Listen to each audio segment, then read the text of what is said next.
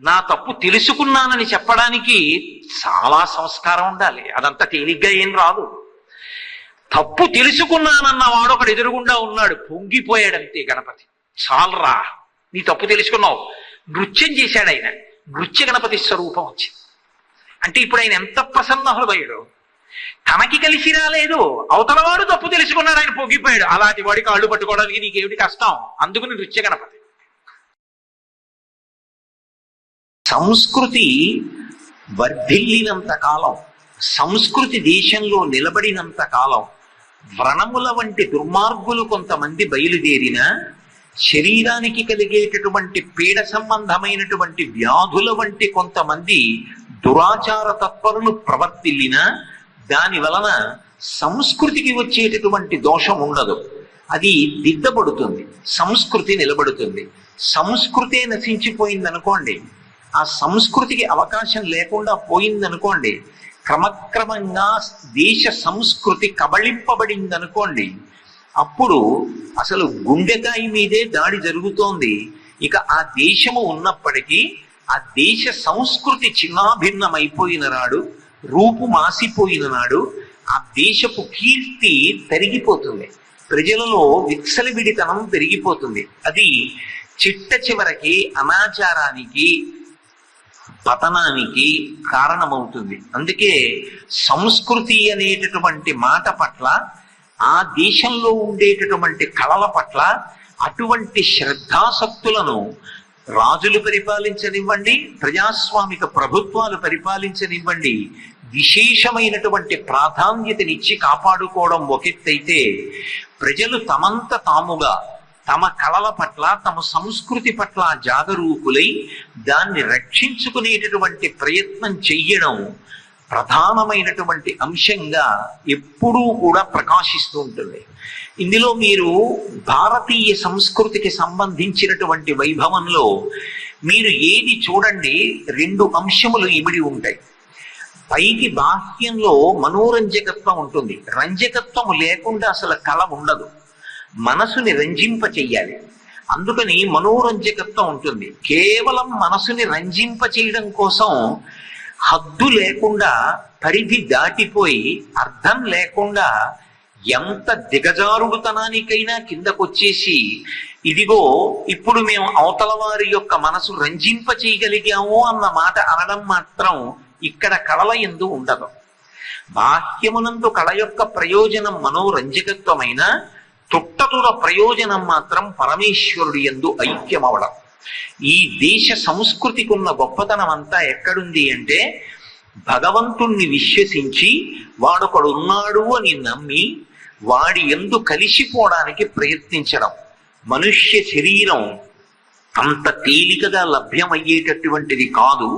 ఎన్నో కోట్ల జన్మలు మారిపోయిన తరువాత తుట్టతుదకు మనుష్య శరీరంలోకి వస్తాడు. కాబట్టి అపురూపమైనటువంటి ఈ మనుష్య శరీరాన్ని దేని కొరకు వినియోగించాలి అంటే, కడపటి ప్రయోజనం, తుట్టతుద ప్రయోజనం భగవంతుని యందు ఐక్యమగుటయే.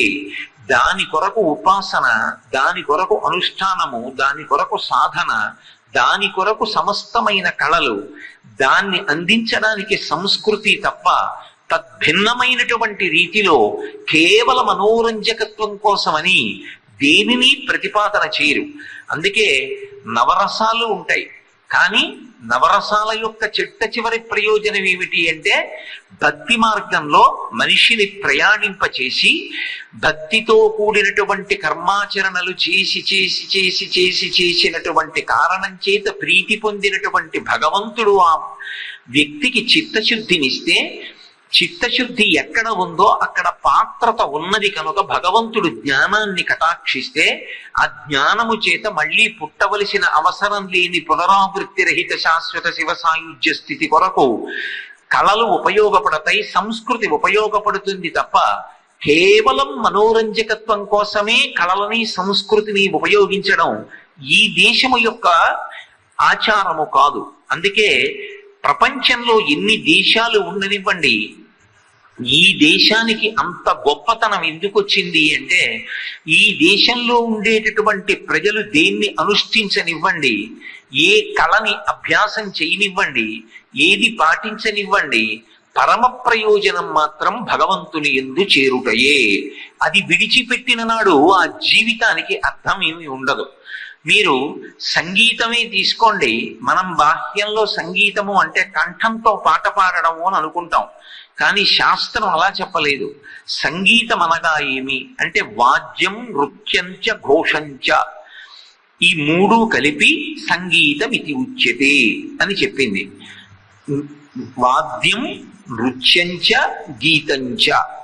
వాద్యము ఏదైనా ఒక వాద్య పరికరాన్ని మ్రోగించి అందులోంచి శబ్దాన్ని సృష్టించడం, అలాగే ఒక పాట పాడడం, అలాగే ఒక నృత్యం చేయడం.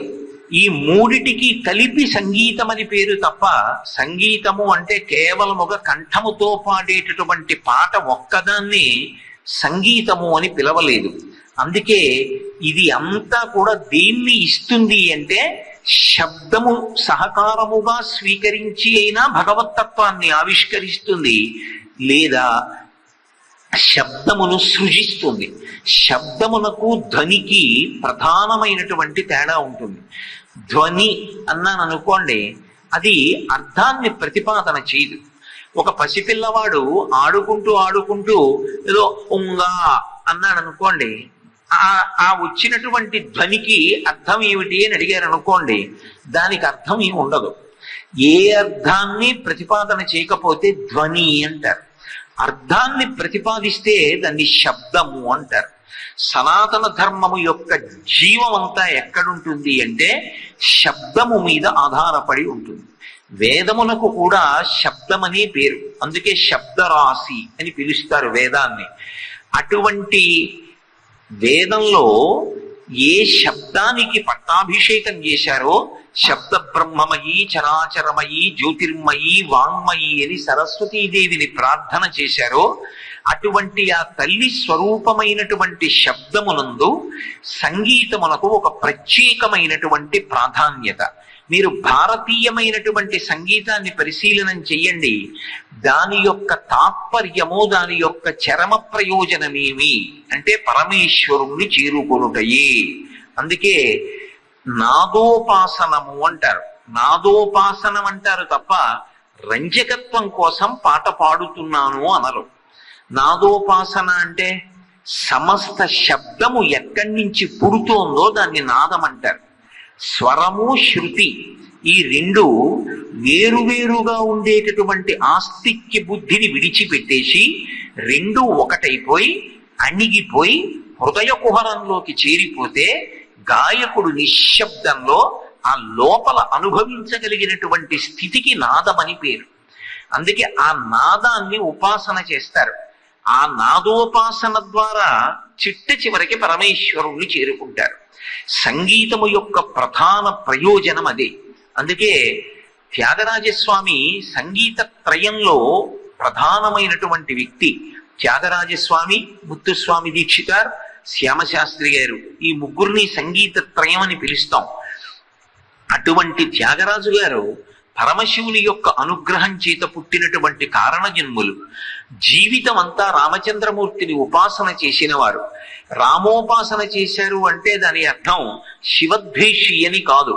ఉన్న పరబ్రహ్మాన్ని, రాముణ్ణి ఇష్టదైవంగా చూస్తూ ఆయన మీద పాటలు పాడి తరించినటువంటి వ్యక్తి. ఆయన మీద భక్తి ఆయన చేత తనకి ఏ అవసరాన్నైనా తీర్పించగలిగినటువంటిదని, తను ప్రత్యేకంగా తనకి అవసరాలు వస్తాయని ఏదీ సంపాదించి దాచుకోవలసిన అవసరం ఉండదని పండిపోయినటువంటి భక్తితో నమ్మినటువంటి సద్గురు. అందుకే ఎన్ని తత్వ సంబంధమైన విశేషాలను ఆయన ఆవిష్కరించారు. కేవలం రంజకత్వం కోసం పాడినటువంటి కీర్తనలు కావువి. నేను మీకు ఒక ఉదాహరణ చూపించాలి అంటే, త్యాగరాజస్వామి ఒక చోట అసలు గాన వైభవం గురించి మాట్లాడారు. మాట్లాడుతూ ఆయన అన్నారు, నాదతను మనీషం శంకరం నమామి మే మనసా శిరసా నాదతను మనీషం శంకరం. ఆ శంకరుడు ఎటువంటి వాడు అన్నదానికి ఆయన అన్నారు, నిగమోత్తమ సామవేద సారం వారం వారం. అది నిగమోత్తమం ఎందువల్ల అయింది అంటే మోదకర, మోదమును ఇవ్వగలిగినది కాబట్టి మోదకర నిగమోత్తమ సామవేద సారం వారం వారం నమామి మే మనసా శిరసా నాదతను మనీషం శంకరం. సద్యోజాతాది పంచవక్త్రజ వర సరిగమ పదని విద్యాలోలం విదళిత కాలం విమల హృదయ త్యాగరాజ పాలం నాదతను మనీషం శంకరం అంటారాయన. శంకరుడెవరు అన్న దాని మీద మహాతత్వవేత్తగా ప్రతిపాదన చేస్తున్నారు. ఒక శంకర భగవత్పాదుడి శివుడి గురించి ఎలా చెప్తారో, వేదం శివుడి గురించి ఎలా మాట్లాడుతుందో, పోతన గారు శివస్వరూపము యొక్క తత్వాన్ని అగ్నిముఖంబు పరాపరాత్మకమాత్మ కాలంబు గది రత్నగర్భ పదము శ్వసనంబు నీయుర్పు రసన జలీషుండు దిశలు కర్ణంబులు దివము నాభి సూర్యుండు కన్నులు శుక్లంబు సలిలంబు జఠరంబు జలధులు చెదలు శిరము సర్వౌషధులు రోమచేయము శల్యంబు లద్రులు మానసమృతకరుండు చందములు ధాతువులు ధర్మసమితి హృదయమాస్య పంచకము పరిషదాహ్వయంబైన నీరూపు సదసత్వమై శివాఖ్యై స్వయం జ్యోతి ఉప్పు వాద్యమగుచు అని ఎలా ప్రతిపాదన చేశారో, ఆ తత్వం అంతటా నిండి ఉండేది అని ప్రతిపాదన చేసినట్టుగా మహానుభావుడైనటువంటి త్యాగరాజస్వామి సంగీతపరంగా శంకరుడెవరు అన్నదాన్ని ఆవిష్కరించారు. ఆయన దాన్ని నిర్వచనం చేస్తూ అన్నారు, అసలు నాదతను మనీషం శంకరం, శంకరుడికి ఒక శరీరం ఉన్నది అని కదా. సాకార రూపంలో చూస్తే సగుణ నిర్గుణ సాధు ద్విధా ప్రోక్త మనీషిభి సగుణ రాగిభి సేవ్య నిర్గుణాతుర్విరాగిభి అని వేదవ్యాసుడు దేవి భాగవతంలో. సగుణముగా చూసి ఆరాధన చేసేటటువంటి వాడు కోర్కెలున్నటువంటి వాడు, సగుణముగా కాకుండా కేవలముగా నిర్గుణముగా ఉపాసన చేసేటటువంటి వాడు జ్ఞాన పిపాస కలిగిన వాడు. ఆర్తో జిజ్ఞాసురర్థార్థి జ్ఞానీచ భరతర్షభ అంటాడు భగవద్గీతలో గీతాచార్యుడు. ఆర్తి కలిగిన వాడు కానీ, జిజ్ఞాసువు కానీ, అర్థార్థి కానీ, జ్ఞాని కానీ నలుగురు ఆయన దగ్గరికే వెడతారు. వెళ్ళి ఆయన దగ్గరే నాకు ఇది కావాలి అని అడుగుతారు అని కృష్ణ పరమాత్మ గీతాలో చెప్పి ఉన్నాడు. కాబట్టి ఎవరైనా ఆయన దగ్గరికి వెళ్ళవలసిందే. ఒక సాకార రూపంతో ఉంటే శివుడు ఎలా ఉంటాడు అన్నదాన్ని మనకి శాస్త్రాల్లో చెప్పారు. ఈ నేత్రంతో చూడడానికి వీలుగా ఆయన ఒక రూపాన్ని ధరించి మన ఎదురుగుండా నిలబడ్డాడు అనుకోండి. పునుకల పేరు కంఠమున భూరి భుజంగము భూషణంబుగా అనయము భస్మధారణము అద్రి నివాసము మీరు విల్లుగా అనువుగ దంతి చర్మమును హస్తములందు కపాల శూలముల్ పడివడిదాల్తు శంకరు కృపావరు రూపమును ఆశ్రయించతన్ అంటారు. ఎన్నో ధ్యాన శ్లోకాలు ఆయన మీద. ధవళవపుషమిందూర్ మండలే సన్నివిష్టం భుజగబలయహారం భస్మదిగ్ధాంగమీశం మృగయ పరశుపాణిం చారు చంద్రార్ధమౌళిం హృదయ కమల మధ్యే సంతతం చింతయామి. 63 లీలామూర్తులు ఇలా ఉంటాడు అని సాకార రూపాన్ని ధ్యానం చేస్తాం. త్యాగరాజస్వామి అన్నారు, అసలు శంకరుడి యొక్క శరీరం ఏమి? నాదమే ఆయన యొక్క శరీరం. నాదతనుం అనిశం శంకరం. అనిశం సర్వకాలముల యందు కూడా ఆ నాదము ఆయన యొక్క శరీరముగా ఉంటుంది అని ప్రతిపాదన చేస్తూ, ఆయన దేని చేత ప్రీతి పొంది ఉంటాడు, ఆయన ఎలా రాశీభూతమవుతాడు అన్న దాని గురించి మాట్లాడుతూ, మోదకర నిగమోత్తమ సామవేద సారం వారం వారం నమామి మే మనసా శిరసా. ఎంత అద్భుతంగా మాట్లాడారంటే, నమామిమే నేను నమస్కరించుచున్నాను. ఎలా? మనసా శిరసా, శిరస్సు ఉంచి నమస్కరిస్తున్నాను, మనసుతో నమస్కరిస్తున్నాను. మరి త్రికరణములు ఏకీకృతం ఎక్కడయ్యాయి? 3 ఏకీకృతం అయితే తప్ప అది నమస్కారం కాదు. 3 ఏకీకృతం అవ్వాలంటే మనస్సు, శరీరము, వాక్కు ఈ 3 ఒకటి కావాలి. ఆయన మనసా అంటే లోపల పరమశివుని యొక్క వైభవాన్ని ఊహ చేస్తున్నారు. అందుకని ఆ తత్వాన్ని పరిశీలనం చేసి శిష్యులకు ఆవిష్కరిస్తున్నారు కనుక మనసా బాగుంది. శిరస, శిరస అన్నమాట శరీరానికి గుర్తు. శరీరాన్నంతటినీ ఉంచి నమస్కరించుచున్నాను అని. కరాభ్యాం కర్ణాభ్యాం ప్రణామోష్టాంగముచ్యతే అంటూ ఆ సాష్టాంగ నమస్కారం చేస్తాం కదా స్వామివారి దగ్గరికి వెడితే, అలా శిరస తల ఉంచి నమస్కరిస్తున్నాను. నేల మీద పడి సాష్టాంగం చేయడానికి అవకాశం లేనప్పుడు, ఉత్తరక్షణం నమస్కారం చేద్దాం అనిపించినప్పుడు ఇలా రెండు చేతులు కైమోడ్చి శిరసు తగిలేటట్టుగా ఇలా వంగి నమస్కారం చెయ్యమని శాస్త్రం ప్రతిపాదన చేసింది. అందుకని శిరస. మరి వాక్కు పాడట్లా, కీర్తన పాడట్లేదు, వాక్కు లేకపోవడం ఏమిటి? కాబట్టి ఇప్పుడు వాగ్రూపంగా మనసుని శిరస్సుని మూడిటిని కలిపి శివునకు నమస్కరించుతున్నాను. ఎవరైనా మోదకర, మోదము అంటే హర్షము, సంతోషం. సంతోషం ఇవ్వగలిగినది శాంతి అని పేరు. పర్యాయ పదం ఏమిటి అంటే శాంతి. శాంతి అన్న మాటకు అర్థం ఎంత అనుభవించండి దాని ఎందు రుచి తీరదు. ఎంత హాయిగానో ఉన్నట్లు అనిపిస్తుంది. ఉన్నట్లు అనిపించడం కాదు, అసలు నిజంగా పరమ ప్రశాంతంగా ఉండగలిగినటువంటి స్థితి కన్నా కూడా సుఖకరమైనటువంటి స్థితి వేరొకటి ఉండదు. అటువంటి శాంత స్థితి అన్న మాటకు అర్థం మనసు కదలకుండా ఉండడం. నీళ్ల కొలను ఒకటి ఉందనుకోండి, మీరు అక్కడికి వెళ్ళి ఓ రాయి వేస్తే దానికి కెరటములు వస్తాయి. అలా కదిలితే ఉపాసన యందు షోడశోపచారాలతో మనసుని కదిపి మళ్ళీ పరమేశ్వరుడి దగ్గరికి తీసుకొస్తున్నాడు. ధ్యానమునందు మగ్నమైపోయాడు అనుకోండి, మనసు కదలకుండా పరమేశ్వరుణ్ణి పట్టుకుందనుకోండి, అలా ఉన్నప్పుడు పరమ సంతోషం ఇక్కడే ఉద్భుతమవుతుంది. అందుకే సంస్కృతి అన్న మాటకు అర్థం ఏమిటంటే తడి కలిగి ఉండుట అని ఒక అర్థం. ఆర్ద్రత అని. ఒక విత్తనానికి తడి తగిలింది అనుకోండి, అందులోంచి అంకురం వస్తుంది. కళకి సంస్కృతికి ఉండే గొప్పతనం ఏమిటంటే అది అవతల వారి మనస్సులో మంచి అధ్యవసాయముతో కూడుకున్నటువంటి బుద్ధిని నింపుతుంది, శాంతాన్ని నింపుతుంది. శాంతం ఇవ్వగలిగినటువంటి వేదం ఏది? సామవేదం. అందుకే దాని పేరే సామ. సామ అన్న మాటకు అర్థం శాంతి అని. సామగానం చేస్తే వెంటనే శాంతి కలుగుతుంది అని. అందుకే సామగానం దీర్ఘంగా ఊపిరిని పట్టి చెయ్యాలి. అంత స్వరంతో సామగానం చేయడంలో ఒక్కొక్కసారి ఊపిరి బిగపట్టడం కష్టం అవుతుంది, అప్పుడు స్వరభంగం అవుతుంది. మిగిలిన వేదమంత్రాలు చదివేటప్పుడు స్వరభంగాన్ని అనుమతించారు. సామవేదం చదివేటప్పుడు కించిత్ స్వరభంగం జరిగితే దాన్ని పట్టించుకోకూడదు.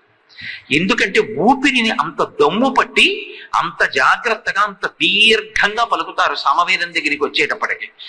అందుకే వేదానాం సామవేదోస్మి అంటాడు కృష్ణ భగవానుడు. వేదాలలో నేనే సామవేదాన్ని అంటాడు. ఆ సామ అంటే శాంతి. సామము పాడితే శాంతి కలుగుతుంది. అందుకే సామగానం జరుగుతోంది అనుకోండి, ప్రశాంతత కలుగుతుంది.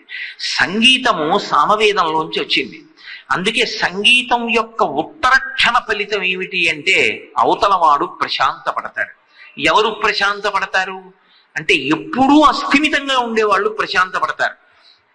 అందుకే ఆ సంగీతం గురించి మాట్లాడుతూ సంగీతమపి సాహిత్యం సరస్వతశ్చాస్తనద్వయం ఏకమాపాతమధురం అన్యదాలోచనామృతం. సరస్వతీదేవి యొక్క రెండు స్తనములు సంగీత సాహిత్యములు.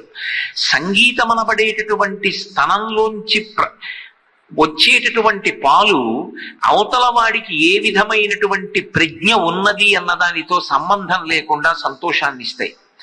అదే సాహిత్యం అయితే కొంత శక్తి ఉంటే తప్ప అర్థం చేసుకుని ఆనందాన్ని పొందలేడు. పశుర్వేత్తి శిశుర్వేత్తి వేత్తిగాన రసంఫణి. ఎప్పుడూ అస్థిమితంతో కోపంతో ఊగిపోయేటటువంటి పాము కూడా సామగానం వినపడితే ఆగిపోతుంది. అలా పడగ అలాగే పెట్టి ఆగిపోతుంది, కరవదు.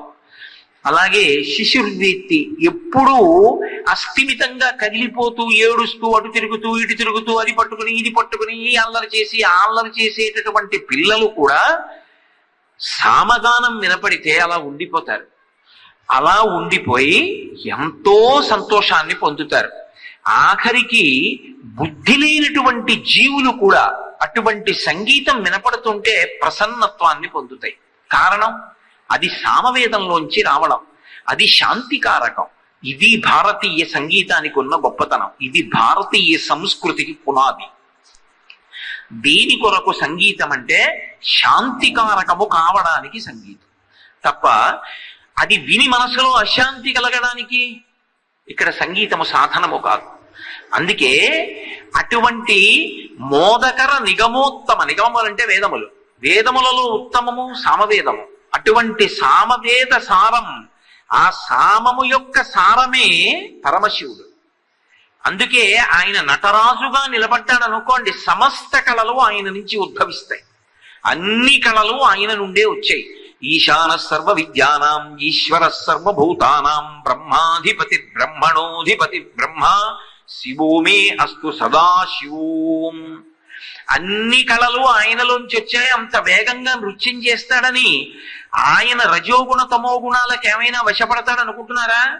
సదాశివోం, ఎల్లప్పుడూ శివుడే, పరమ ప్రశాంతంగా కళ్యాణమూర్తిగా భద్రమూర్తిగా శ్రేయోమూర్తిగా ఉంటాడు.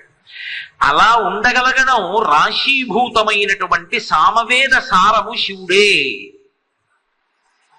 సామగానం పాడడం అంటే అది ఏదో కాదు, పరమశివుణ్ణి ఉపాసన చేయడమే. యాజ్ఞవల్క మహర్షి వీణ మీద అనేకమైనటువంటి రహస్యాలు చెప్పారు. ఆ రహస్యాలు చెప్తూ ఆయన ఒక మాట చెప్పారు. ఎవరైనా వీణ వాయించేటప్పుడు గురుముఖత నేర్చుకుని స్వరం తప్పకుండా వీణ వాయిస్తూ కళ్ళు మూసుకుని తనలో తాను పరవశించగలిగిన వాడైతే ఇక వాడికి ఏ విధమైనటువంటి ఇతర ఉపాసనలు అక్కర్లేదు, వాడు పరమేశ్వరుణ్ణి చేరిపోతాడు అని నేను కాదు, యాజ్ఞవల్క మహర్షి నిర్ధారణ చేశారు. అంత గొప్పది. అందుకే అసలు ఆ వీణ చేతిలో పట్టుకున్నారనుకోండి అంతే, అది శాంతాన్ని ఇస్తుంది. కాబట్టి అటువంటి శాంతము రాశీభూతమైతే ఆయన శివుడు. అందుకని నాదతను వనిషం శంకరం, ఆ శంకరుడు మోదకర నిగమోత్తమ సామవేద సారం వారం వారం అంటే మళ్ళీ మళ్ళీ, వారం వారం అంటే వారానికి ఒకసారని కాదు. సంస్కృతంలో వారం వారం అంటే పరమ సంతోషాన్ని పొంది ఆ సామగానమే, ఆ శాంతి స్థానమే రాశీభూతమై శివుడిగా వచ్చిందని తెలుసుకుని మళ్ళీ మళ్ళీ మళ్ళీ మళ్ళీ మళ్ళీ మళ్ళీ నేను నమస్కరిస్తున్నాను ఆ శివుడికి. ఆయనే నాదతనము, ఆయన తనువంతా నాదమే. ఇప్పుడు అటువంటి శివుడిలోంచి సంగీతం వచ్చింది. ఇది భారతీయ సంస్కృతి గొప్పతనం. ఎక్కడి నుంచి వచ్చింది సంగీతం అంటే అది కేవలం మనోరంజకత్వ కోసం వచ్చింది కాదు. సజ్జోజాతాది పంచవక్త్రజవర సరిగమ పదని విద్యాలోలం. లోలం అన్న మాటకు అర్థం సంస్కృతంలో వ్యతిరేకాన్ని కూడా ఇస్తుంది. లోలం అంటే ఆయన లౌల్యం పొందాడండి అంటారు. దాని మీద విపరీతమైన వ్యామోహం అన్నమాట. అది వినేటప్పటికీ ప్రసన్నుడైపోతాడు. నిజం కూడా. ఒకప్పుడు కాశీపట్టణంలో గజాసురుడు యుద్ధానికి వచ్చాడు పరమశివుడి మీద. కాశీపట్టణాన్ని పాడు చేస్తుంటే గజాసురుడి మీదకి యుద్ధానికి వెళ్ళాడు శివుడు. ఇద్దరికి యుద్ధం జరిగింది. వీడితో యుద్ధం చేస్తూ సమయం పాడు చేసుకోవడం ఏమిటని పరమశివుడు ఆ ఏనుగు రూపంలో వచ్చాడు. త్రిశూలానికి గుచ్చి పైకెత్తి త్రిశూలాన్ని పక్కన పెట్టుకుని ధ్యానం చేసుకుంటున్నాడు. మరి ఆయన శాంతమూర్తి కదూ, ప్రశాంతంగా కూర్చున్నాడు. ఈ పైన ఏనుగు తన బరువుకి తానే త్రిశూలానికి దిగబడిపోతోంది. ఇక తెలుసుకున్నాడు నా ప్రాణాలు పోతాయని. సామవేదం గానం చేశాడు.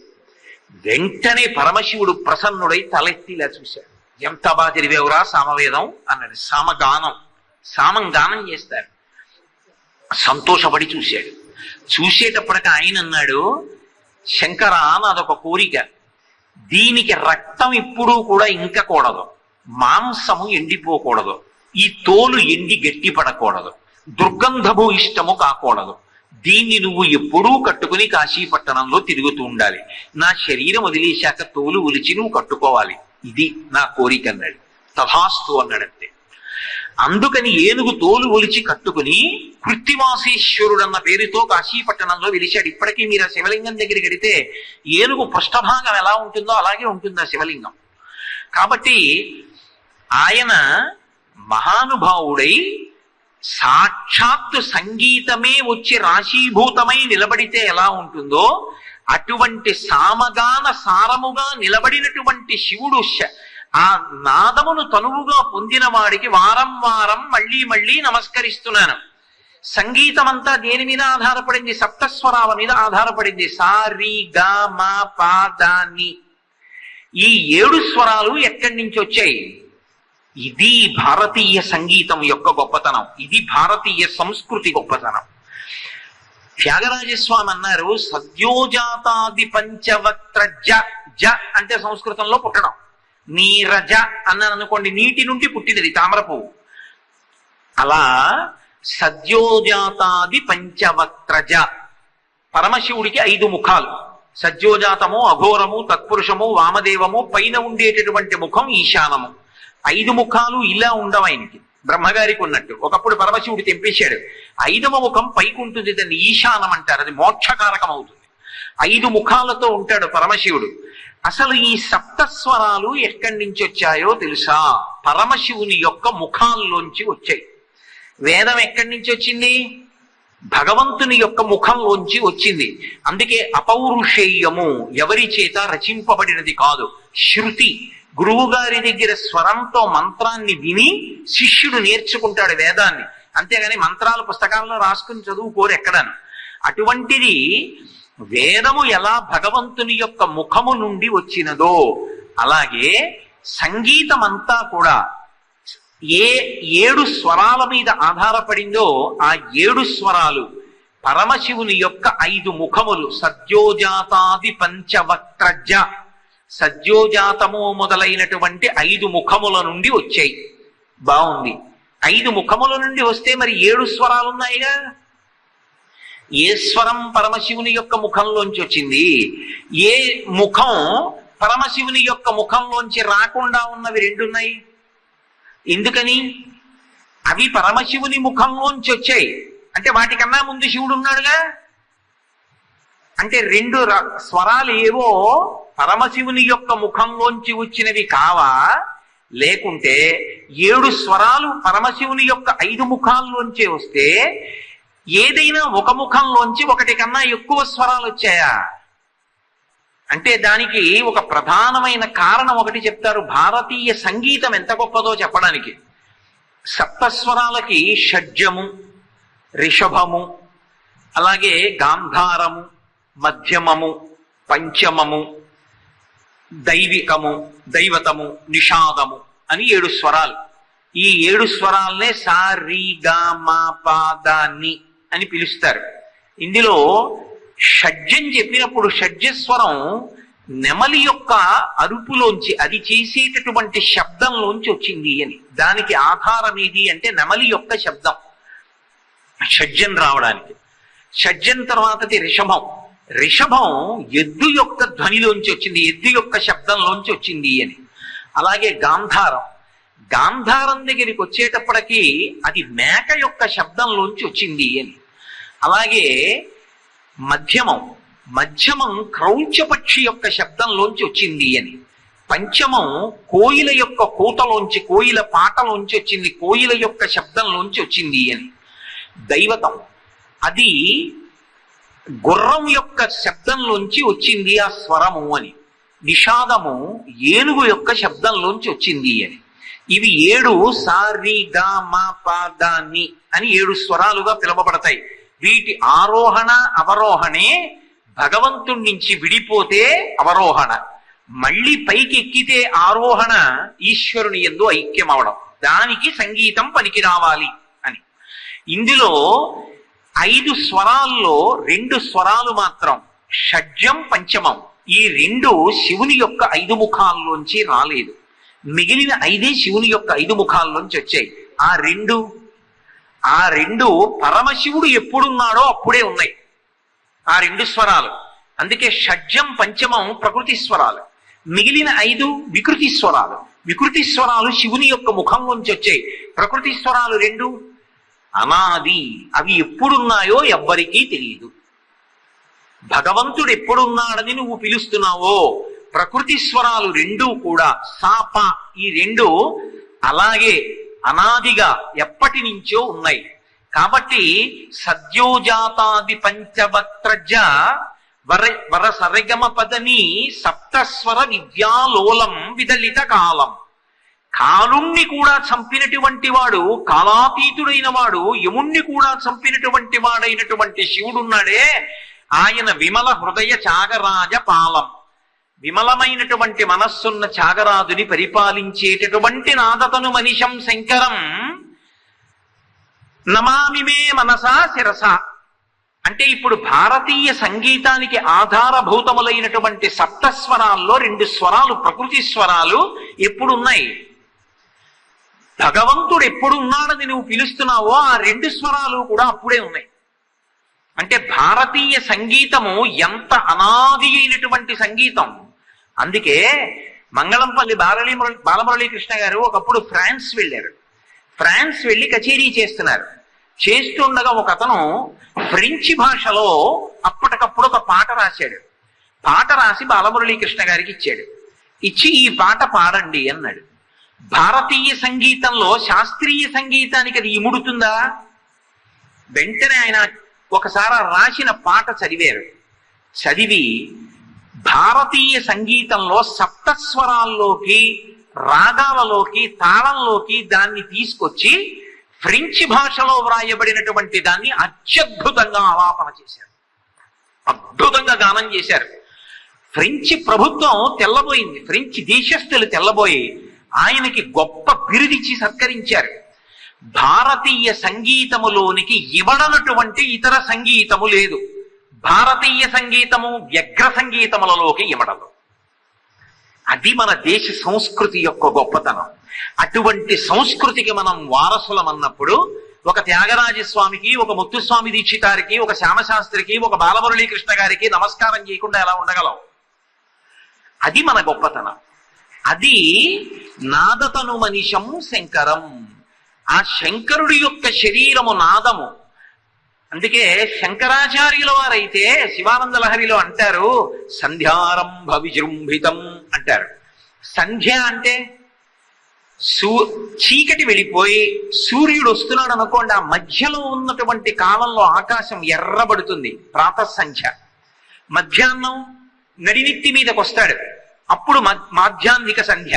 సాయంకాలం చీకటి వస్తూ ఉంటుంది, పగటి వేళ వెళ్ళిపోతూ ఉంటుంది, అప్పుడు మళ్ళీ ఆకాశం ఎర్రబడుతుంది, అప్పుడు మళ్ళీ సాయం సంధ్య. ఏ 2 అయినా సరే ఒక అవస్థలోంచి ఇంకొక దాంట్లోకి మారుతున్నటువంటి మధ్యకాలానికి సంధ్య అని పేరు. పగలు పూర్తయి చీకటి వస్తోంది, దోషం అంటే చీకటి అని ఒక అర్థం సంస్కృతంలో. ప్రదోషం చీకటికి ముందు వెలుతురు అస్తమిస్తున్నటువంటి కాలం. ఈ రెండిటికి మధ్యలో ఉంది కాబట్టి ప్రదోషం సంధ్యాకాలం. అటువంటి సంధ్యాకాలం ఒకటి ఉంటే తప్ప అసలు విజృంభణం అన్నది ఉండదు. సంధ్యాకాలమునందు నిశ్శబ్దం ఉంటుంది. ఇప్పుడు నేను ఉపన్యాసం చెప్తున్నాను అనుకోండి, నేను ఉపన్యాసం ప్రారంభం చేసిన దగ్గర నుంచి ఉపన్యాసానికి మంగళం చెప్పే వరకు ఏకధాటిగా చెప్పను. ఎందుకు చెప్పను అంటే, నేను ఉపన్యాసం చెప్పాలి అంటే నా లోపల ఊపిరి ఉండాలి. ఆ ఊపిరిని వాక్కుగా వ్యయం చేస్తే మాట్లాడతాను. మాట్లాడాలి అంటే నా ఊపిరి అయిపోతుంది అనుకోండి, వాక్య నిర్మాణంలో అస్తవ్యస్తంగా ఉండకుండా ఉండడానికి అర్థ ప్రతిపాదకంగా నేను వాక్యాన్ని ఎక్కడ ఆపచ్చో చూసుకుని అక్కడ ఒక్కసారి ఆపి ఊపిరి తీసుకుంటాను. ఆ ఊపిరి తీసుకుంటున్నప్పుడు నిశ్శబ్దం ఉంటుంది, వాక్య నిర్మాణం ఉండదు, శబ్దం ఉండదు బయట. కానీ దాని నిశ్శబ్దం అందరూ వాక్యమనే అంటారండి. అప్పుడు మేము మాట్లాడుకోవచ్చా అండి అని ఎవరు అడగరు. ఆ మధ్యలో ఉన్న నిశ్శబ్దం ఉందే అది ఉపన్యాసంలోకి వెళ్ళిపోయినట్టే. ఆ నిశ్శబ్దం లేకపోతే వాక్యాన్ని నిర్మించడం కుదురుతుందా? మాట్లాడగలనా? మాట్లాడలేను. ఊపిరి తీసుకోవడానికి వ్యవధానం తీసుకుంటే మళ్ళీ లోపల నుంచి వాక్కులు పైకొస్తాయి. అలా సంధ్య మారుతుంటే కాలము నడుస్తూ ఉంటుంది. కాలము నడిస్తే శుక్లపక్షం కృష్ణపక్షం నడిచి మాసములు నడిస్తే ఋతువులు నడుస్తాయి. ఋతువులు నడిస్తే సుఖము దుఃఖము అనుభవంలోకి వస్తుంది. బయట వర్షం పడాలి, భాద్రపద మాసం పడలేదనుకోండి, అన్నం ఎలా దొరుకుతుంది? దాహం ఎలా తీరుతుంది? భూగర్భ జలాలు ఎలా నిండుతాయి? కుదరదు. అందుకని ఎప్పుడు ఏది పడాలో అది పడాలి అంటే సంధ్యల యందు కాలం మారిపోతూ ఉండాలి, నడుస్తూ ఉండాలి. ఈ నడకకి సంధ్య ప్రధానం. సంధ్యారంభ విజృంభితం అని శంకరులు అంటారు. సంధ్యాకాలంలో శివుడు నాట్యం చేస్తాడు అంటారు. ఎక్కడుంటాడు అసలు శివుడు? సంధ్య. ఊపిరికి మధ్యలో నేను ఊపిరి లోపలికి తీసుకుంటున్నప్పుడు ఆ తర్వాత నేను ఏం చెప్పాలన్న విషయాన్ని మనసులో ఆలోచించేసుకుని లోపలికి తీసుకున్న ఊపిరిని వాక్యంగా మార్చి మధ్య ఆవిష్కరించేస్తూ ఉంటాను. ఆ మధ్యలో ఆయన లోపల విజృంభిస్తూ ఉంటాడు. సంధ్యారంభ విజృంభితం. అది ఎప్పుడు పైకి మాట్లాడితే. సంగీతంలో అయితే శృతి స్వరము శబ్దంగా పైకొచ్చి వెనక్కెడతాయి. వెనక్కి వెళ్ళిపోయి రెండుగా ఉన్నవి ఒకటిగా మారిపోతాయి. మారిపోయి లోపల అణిగిపోతాయి. ఆ లోపల అణిగిపోయినప్పుడు ఇక్కడి నుంచే వస్తున్నటువంటి జుమ్మన్న నాదం ఒకటి ఉంటుంది. రెండు చెవులు గట్టిగా మూసుకుంటే వినపడుతుంది, మనలోంచే వస్తుంటుంది. నాదోపాసన చేసేటటువంటి విద్వాంసుడు ఏం చేస్తాడంటే పాట పాడుతూ పాడుతూ పాడుతూ వెనక్కి వెళ్ళిపోయి శృతిని స్వరాన్ని కలిపి నాదంలోకి తీసుకెళ్ళిపోతాడు. ఆ నాదాన్ని వింటాడు. అప్పుడు ఒక లిప్త కాలం ఆగిపోతాడు. ఆగిపోయి ఆ నాదోపాసన చేస్తాడు. ఆ నాదాన్ని ఉపాసన చేయడమే శివోపాసన, అదే ఈశ్వరోపాసనం. అందుకే కామకోటి పీఠాధిపత్యం వహించినటువంటి మహాపురుషులు చంద్రశేఖరేంద్ర సరస్వతి మహాస్వామి వారు ప్రదోష వేళలో చంద్రమౌళీశ్వరుడి యొక్క అభిషేకం చేసి చిట్ట చివర చిన్న వీణ చెవి దగ్గర పెట్టుకుని ఆ తీగలు నీటుతూ నాదోపాసన చేస్తూ ఉండేవారు. నాదోపాసనము సంగీత విద్య, దాని చేత భగవంతుణ్ణి చేరుకుంటారు.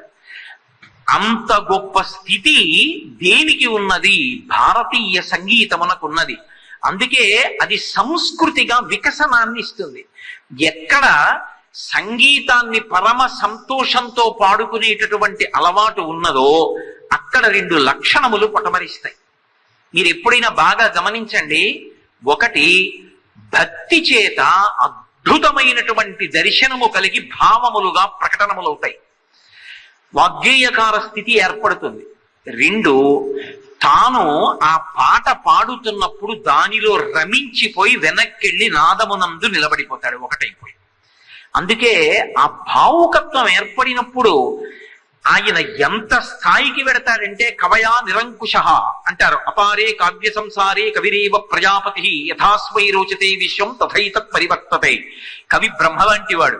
బ్రహ్మగారి సృష్టిని తను అనుకున్నట్లు ఎలా చేస్తాడో కవి కూడా కావ్య నిర్మాణం చేసినప్పుడు తాను అనుకున్నట్లు చేస్తాడు. కవయా నిరంకుశ, నిరంకుశుడు తను అనుకున్నట్లు కావ్య నిర్మాణం చేస్తాడు. అలా భావుకుడైనటువంటి సంగీతవేత్త, ఉపాసకుడు, విద్వాంసుడు ఆయన పరదేవతని ఉపాసన చేస్తూ ఉంటాడు లోపల. ఆ ఉపాసన చేస్తూ ఆ గానం చేసేటప్పుడు దాని హద్దులు ఆ తిన్నగా తీసుకెళ్లి పరదేవత యొక్క ఆనందానికి కారణమవుతాయి. అందుకే మీరు చూడండి, లలితా సహస్రనామ స్తోత్రంలో అమ్మవారికి ఒక నామం ఉంటుంది. ఆ నామంలో అమ్మవారిని ఏమని పిలుస్తారంటే, ఆవిడ ఎప్పుడూ కూడా తన పక్కన ఎదురుగుండా ఎవరు కూర్చుంటారు అంటే ఉపన్యాసం చెప్పేవాళ్ళు కూర్చోరు. అమ్మవారికి దగ్గరగా కావ్యాలాప వినోదిని, ఆలాపన చేసే వాళ్ళని చూసి సంతోషిస్తుంది. అందుకే మనకి కావ్యాలు కూడా శ్లోకాలుగా చదవమని ఇమ్మలేదు, వీణ మీద పలికించమని, నోటితో పాడమని ఇచ్చారు. శ్రీరామాయణాన్ని వాల్మీకి మహర్షి లవకుశులకి ప్రవచనం చేయండి శ్లోకాలుగా అని ఇచ్చారా? వీణ మీద పలికించండి, నోటితో పాట పాడండి అని ఇచ్చారా? లవకుశులు అయోధ్యకి వెళ్లి పాటగా పాడారు. అంటే శ్రీరామాయణం నిజానికి పాటగా పాడుకోవలసినటువంటిది. అంత గొప్పగా శ్లోకాలు రచించారు. అందుకే మానిషాధ ప్రతిష్టాత్వం మగమ శాశ్వతీ సమాహ యత్కౌంచ మిథునాధీకం అవధీహి కమమోహితం అని మొట్టమొదట శాపవాక్కు వాల్మీకి మహర్షి విడిచిపెట్టగానే అది వీణకి కట్టుబడింది. అక్కడ అనుమానం వస్తేనే నారద మహర్షి వచ్చారు, సంక్షేప రామాయణం, రామాయణం వచ్చాయి. కాబట్టి కావ్యాలాప వినోదిని, ఆ తల్లికి దగ్గరగా ఎవరు కూర్చుంటారంటే ఆలాపన చేసేటటువంటి వాళ్ళు కూర్చుంటారు. వాళ్ళు తమ ఉపాసన శక్తికి, ఆ సంతోషానికి, వాళ్ళు అనుభవిస్తున్నటువంటి తాదాత్మ్యతకి అమ్మవారే దిగొచ్చేస్తుంది కూడా. ఒకానొకప్పుడు బాలమురళీకృష్ణ గారే చెప్పుకున్నారు. ఆయన ఒక మహానగరంలో సముద్రపుడొడ్డున కచేరీ చేస్తున్నారు. సముద్రం అంత దూరంలో ఉంది. సముద్రం ఎంత దూరంలో ఉందో అంతవరకు ఇసకేస్తే రాలనంత మంది జనం ఉన్నారు. ఆయన కళ్యాణి రాగం పాడుతున్నారు. కళ్యాణి రాగం అంటే ఆయనకి విశేషమైనటువంటి ప్రీతి. 1 గంట 20 నిమిషముల సేపు తనని తాను మర్చిపోయి కళ్యాణ రాగాన్ని ఆలాపన చేశారు. ఆయన కళ్యాణి పాడుతూ సింధు భైరవి తీసుకొస్తారు, సింధు భైరవి పాడుతూ కళ్యాణి రాగం తీసుకొస్తారు. కారణజన్ముడు మహానుభావుడు కాబట్టి కళ్యాణి రాగం 1 గంట 20 నిమిషాల ఆలాపన చేశారు. మహాసౌందర్య రాశి అయినటువంటి ఒక పిల్ల తెల్లటి బట్టలు కట్టుకుని కొప్పు నిండా పువ్వులు పెట్టుకుని అంతమంది జనంలోంచి నడిచొస్తుంటే అందరూ దారి వదిలిపెట్టేశారు. దారి వదిలిపెట్టేస్తే ఆ పిల్ల తిన్నగా వచ్చి బాలమురళీకృష్ణ గారి పక్కన కూర్చుంది వేదికకి.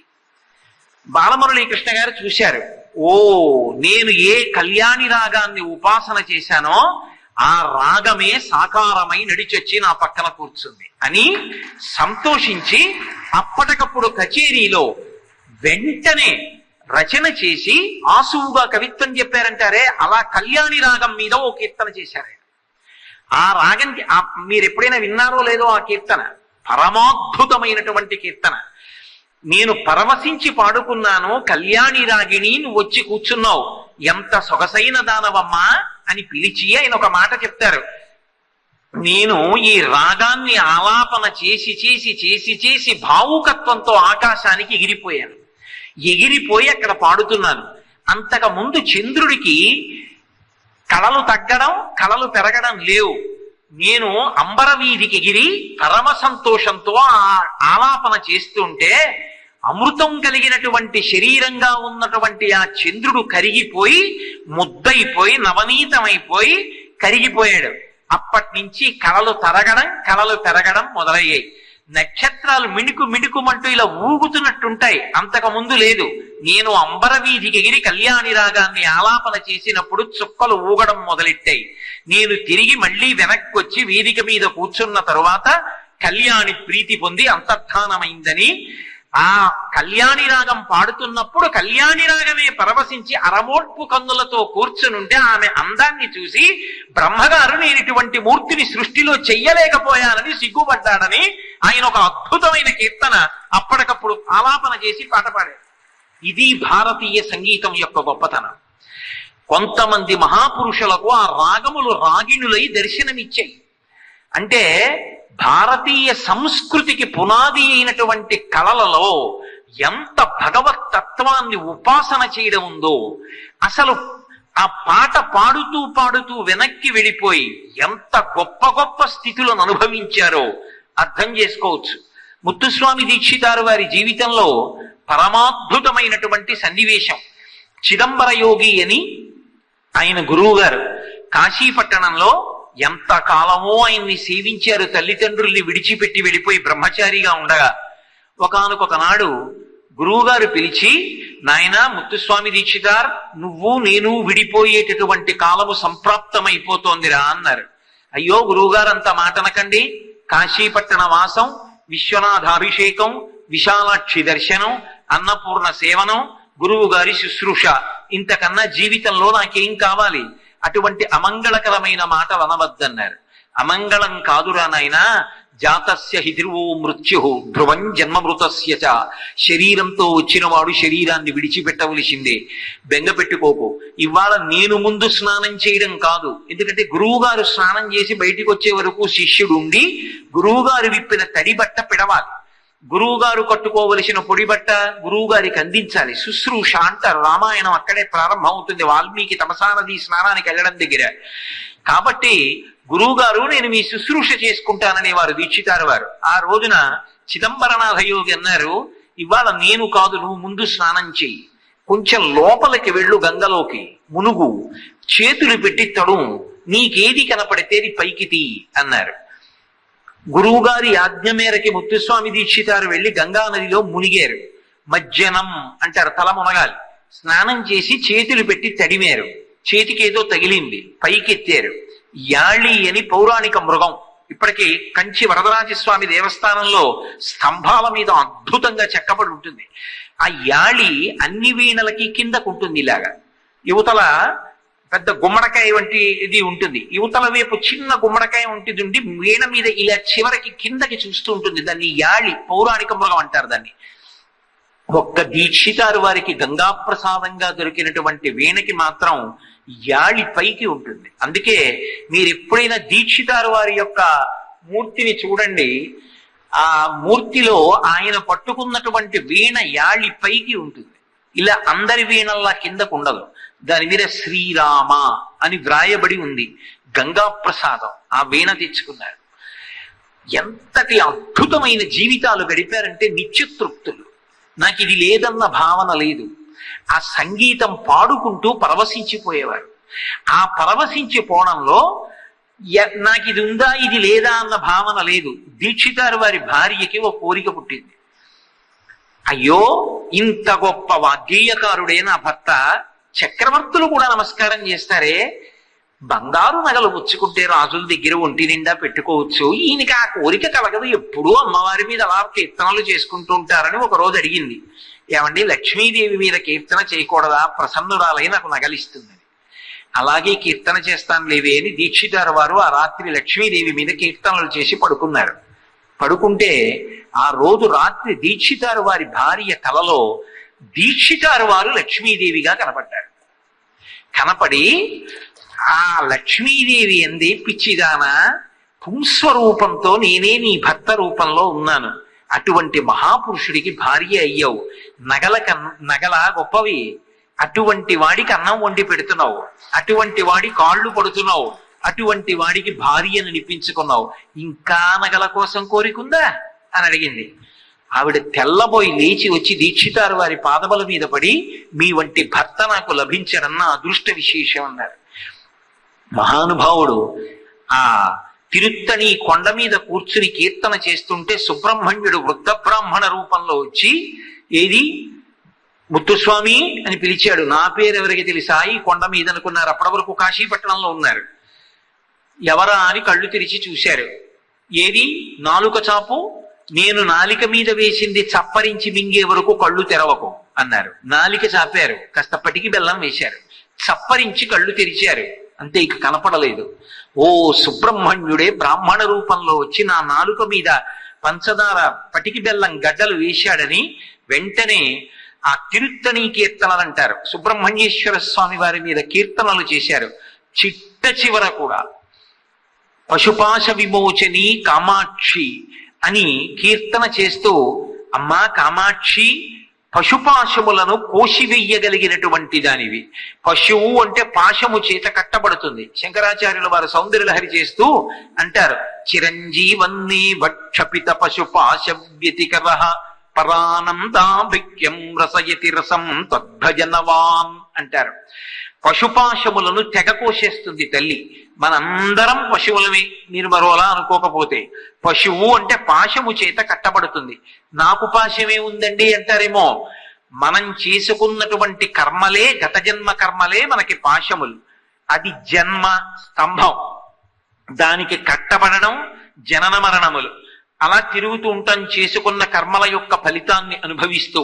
కర్మపాశములను తెగ కోసి నువ్విక పశువువి కాదని పశుపతి యందు కలిపేస్తుంది ఆ తల్లి. అటువంటి అద్వైత మోక్షాన్ని ఇవ్వగలిగినటువంటి తల్లి, కైవల్యాన్ని ఇవ్వగలిగినటువంటి తల్లివి కామాక్షి, నా పశుపాశములను తీసేయమ్మా అని కీర్తన చేస్తున్నారు. శిష్యులందరూ ఎదురుగుండా కూర్చుని ఉన్నారు.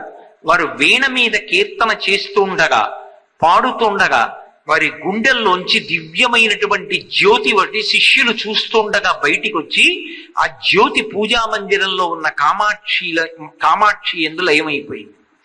అది ఈ దేశం యొక్క వైభవం, అది ఈ దేశం యొక్క సంస్కృతి. నాదోపాసన చేత తరించారు. ఎంత నిత్యతృప్తులై బ్రతికారంటే వాళ్ళ తృప్తికి కారణం ఎంత సంపాదించామన్నది కాదు, ఎంత గొప్పగా ఈశ్వరుణ్ణి సేవించుకున్నామన్నది. అందుకే త్యాగరాజస్వామి భిక్షాటన కొరకు వెడుతుంటే మహారాజ ప్రతినిధులు వచ్చి రత్నాలు వేస్తే ఇవి తింటానా ఏమి అని పెంట కుప్పలో పారేసి, నిధి చాలా సుఖమా, రాముని సన్నిధి చాలా సుఖమా అని కీర్తన చేసుకున్నారు మహానుభావుడు. మన దేశంలో సంగీత విద్వాంసులు అంటే నాదోపాసన చేసి పరమేశ్వరుని యందు చేరిపోవడానికి దాన్ని ఒక సాధనంగా స్వీకరించారు. బాహ్యమునందు రంజకత్వం ఉంటుంది, రంజకత్వం లేకపోవడం అనేటటువంటిది ఉండదు. మనస్సుకి ఉల్లాసం కల్పిస్తుంది, కానీ అది దాని యొక్క పరమ ప్రయోజనం మాత్రం కాదు. దాని పరమ ప్రయోజనం ఏది? ఈశ్వరుని యందు చేరిపోవుటయే. అందుకే ఉపాసన అన్న మాట సంగీతానికి కూడా అన్వయమైంది. ఉప ఆసన, ఆసన అంటే ఇది. ఇందులో నిలబడ్డాననుకోండి, నేను అక్కడ ఉంటానని నమ్మకం లేదు, వెళ్ళిపోవచ్చు.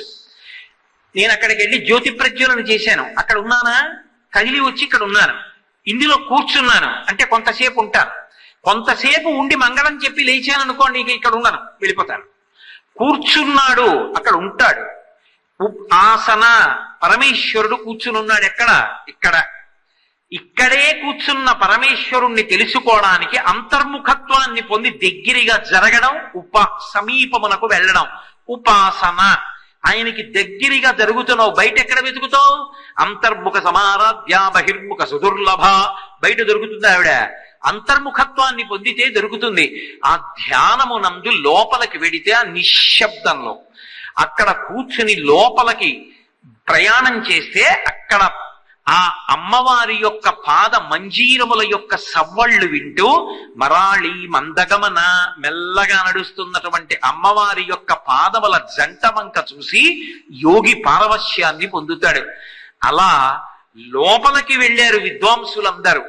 నాదోపాసన చేసి శబ్దము ఎక్కడి నుంచి పైకొస్తోందో ఆ స్థానానికి వెళ్ళిపోయారు. వెళ్ళిపోయి ఆ స్థానమునందు లయమైపోయారు.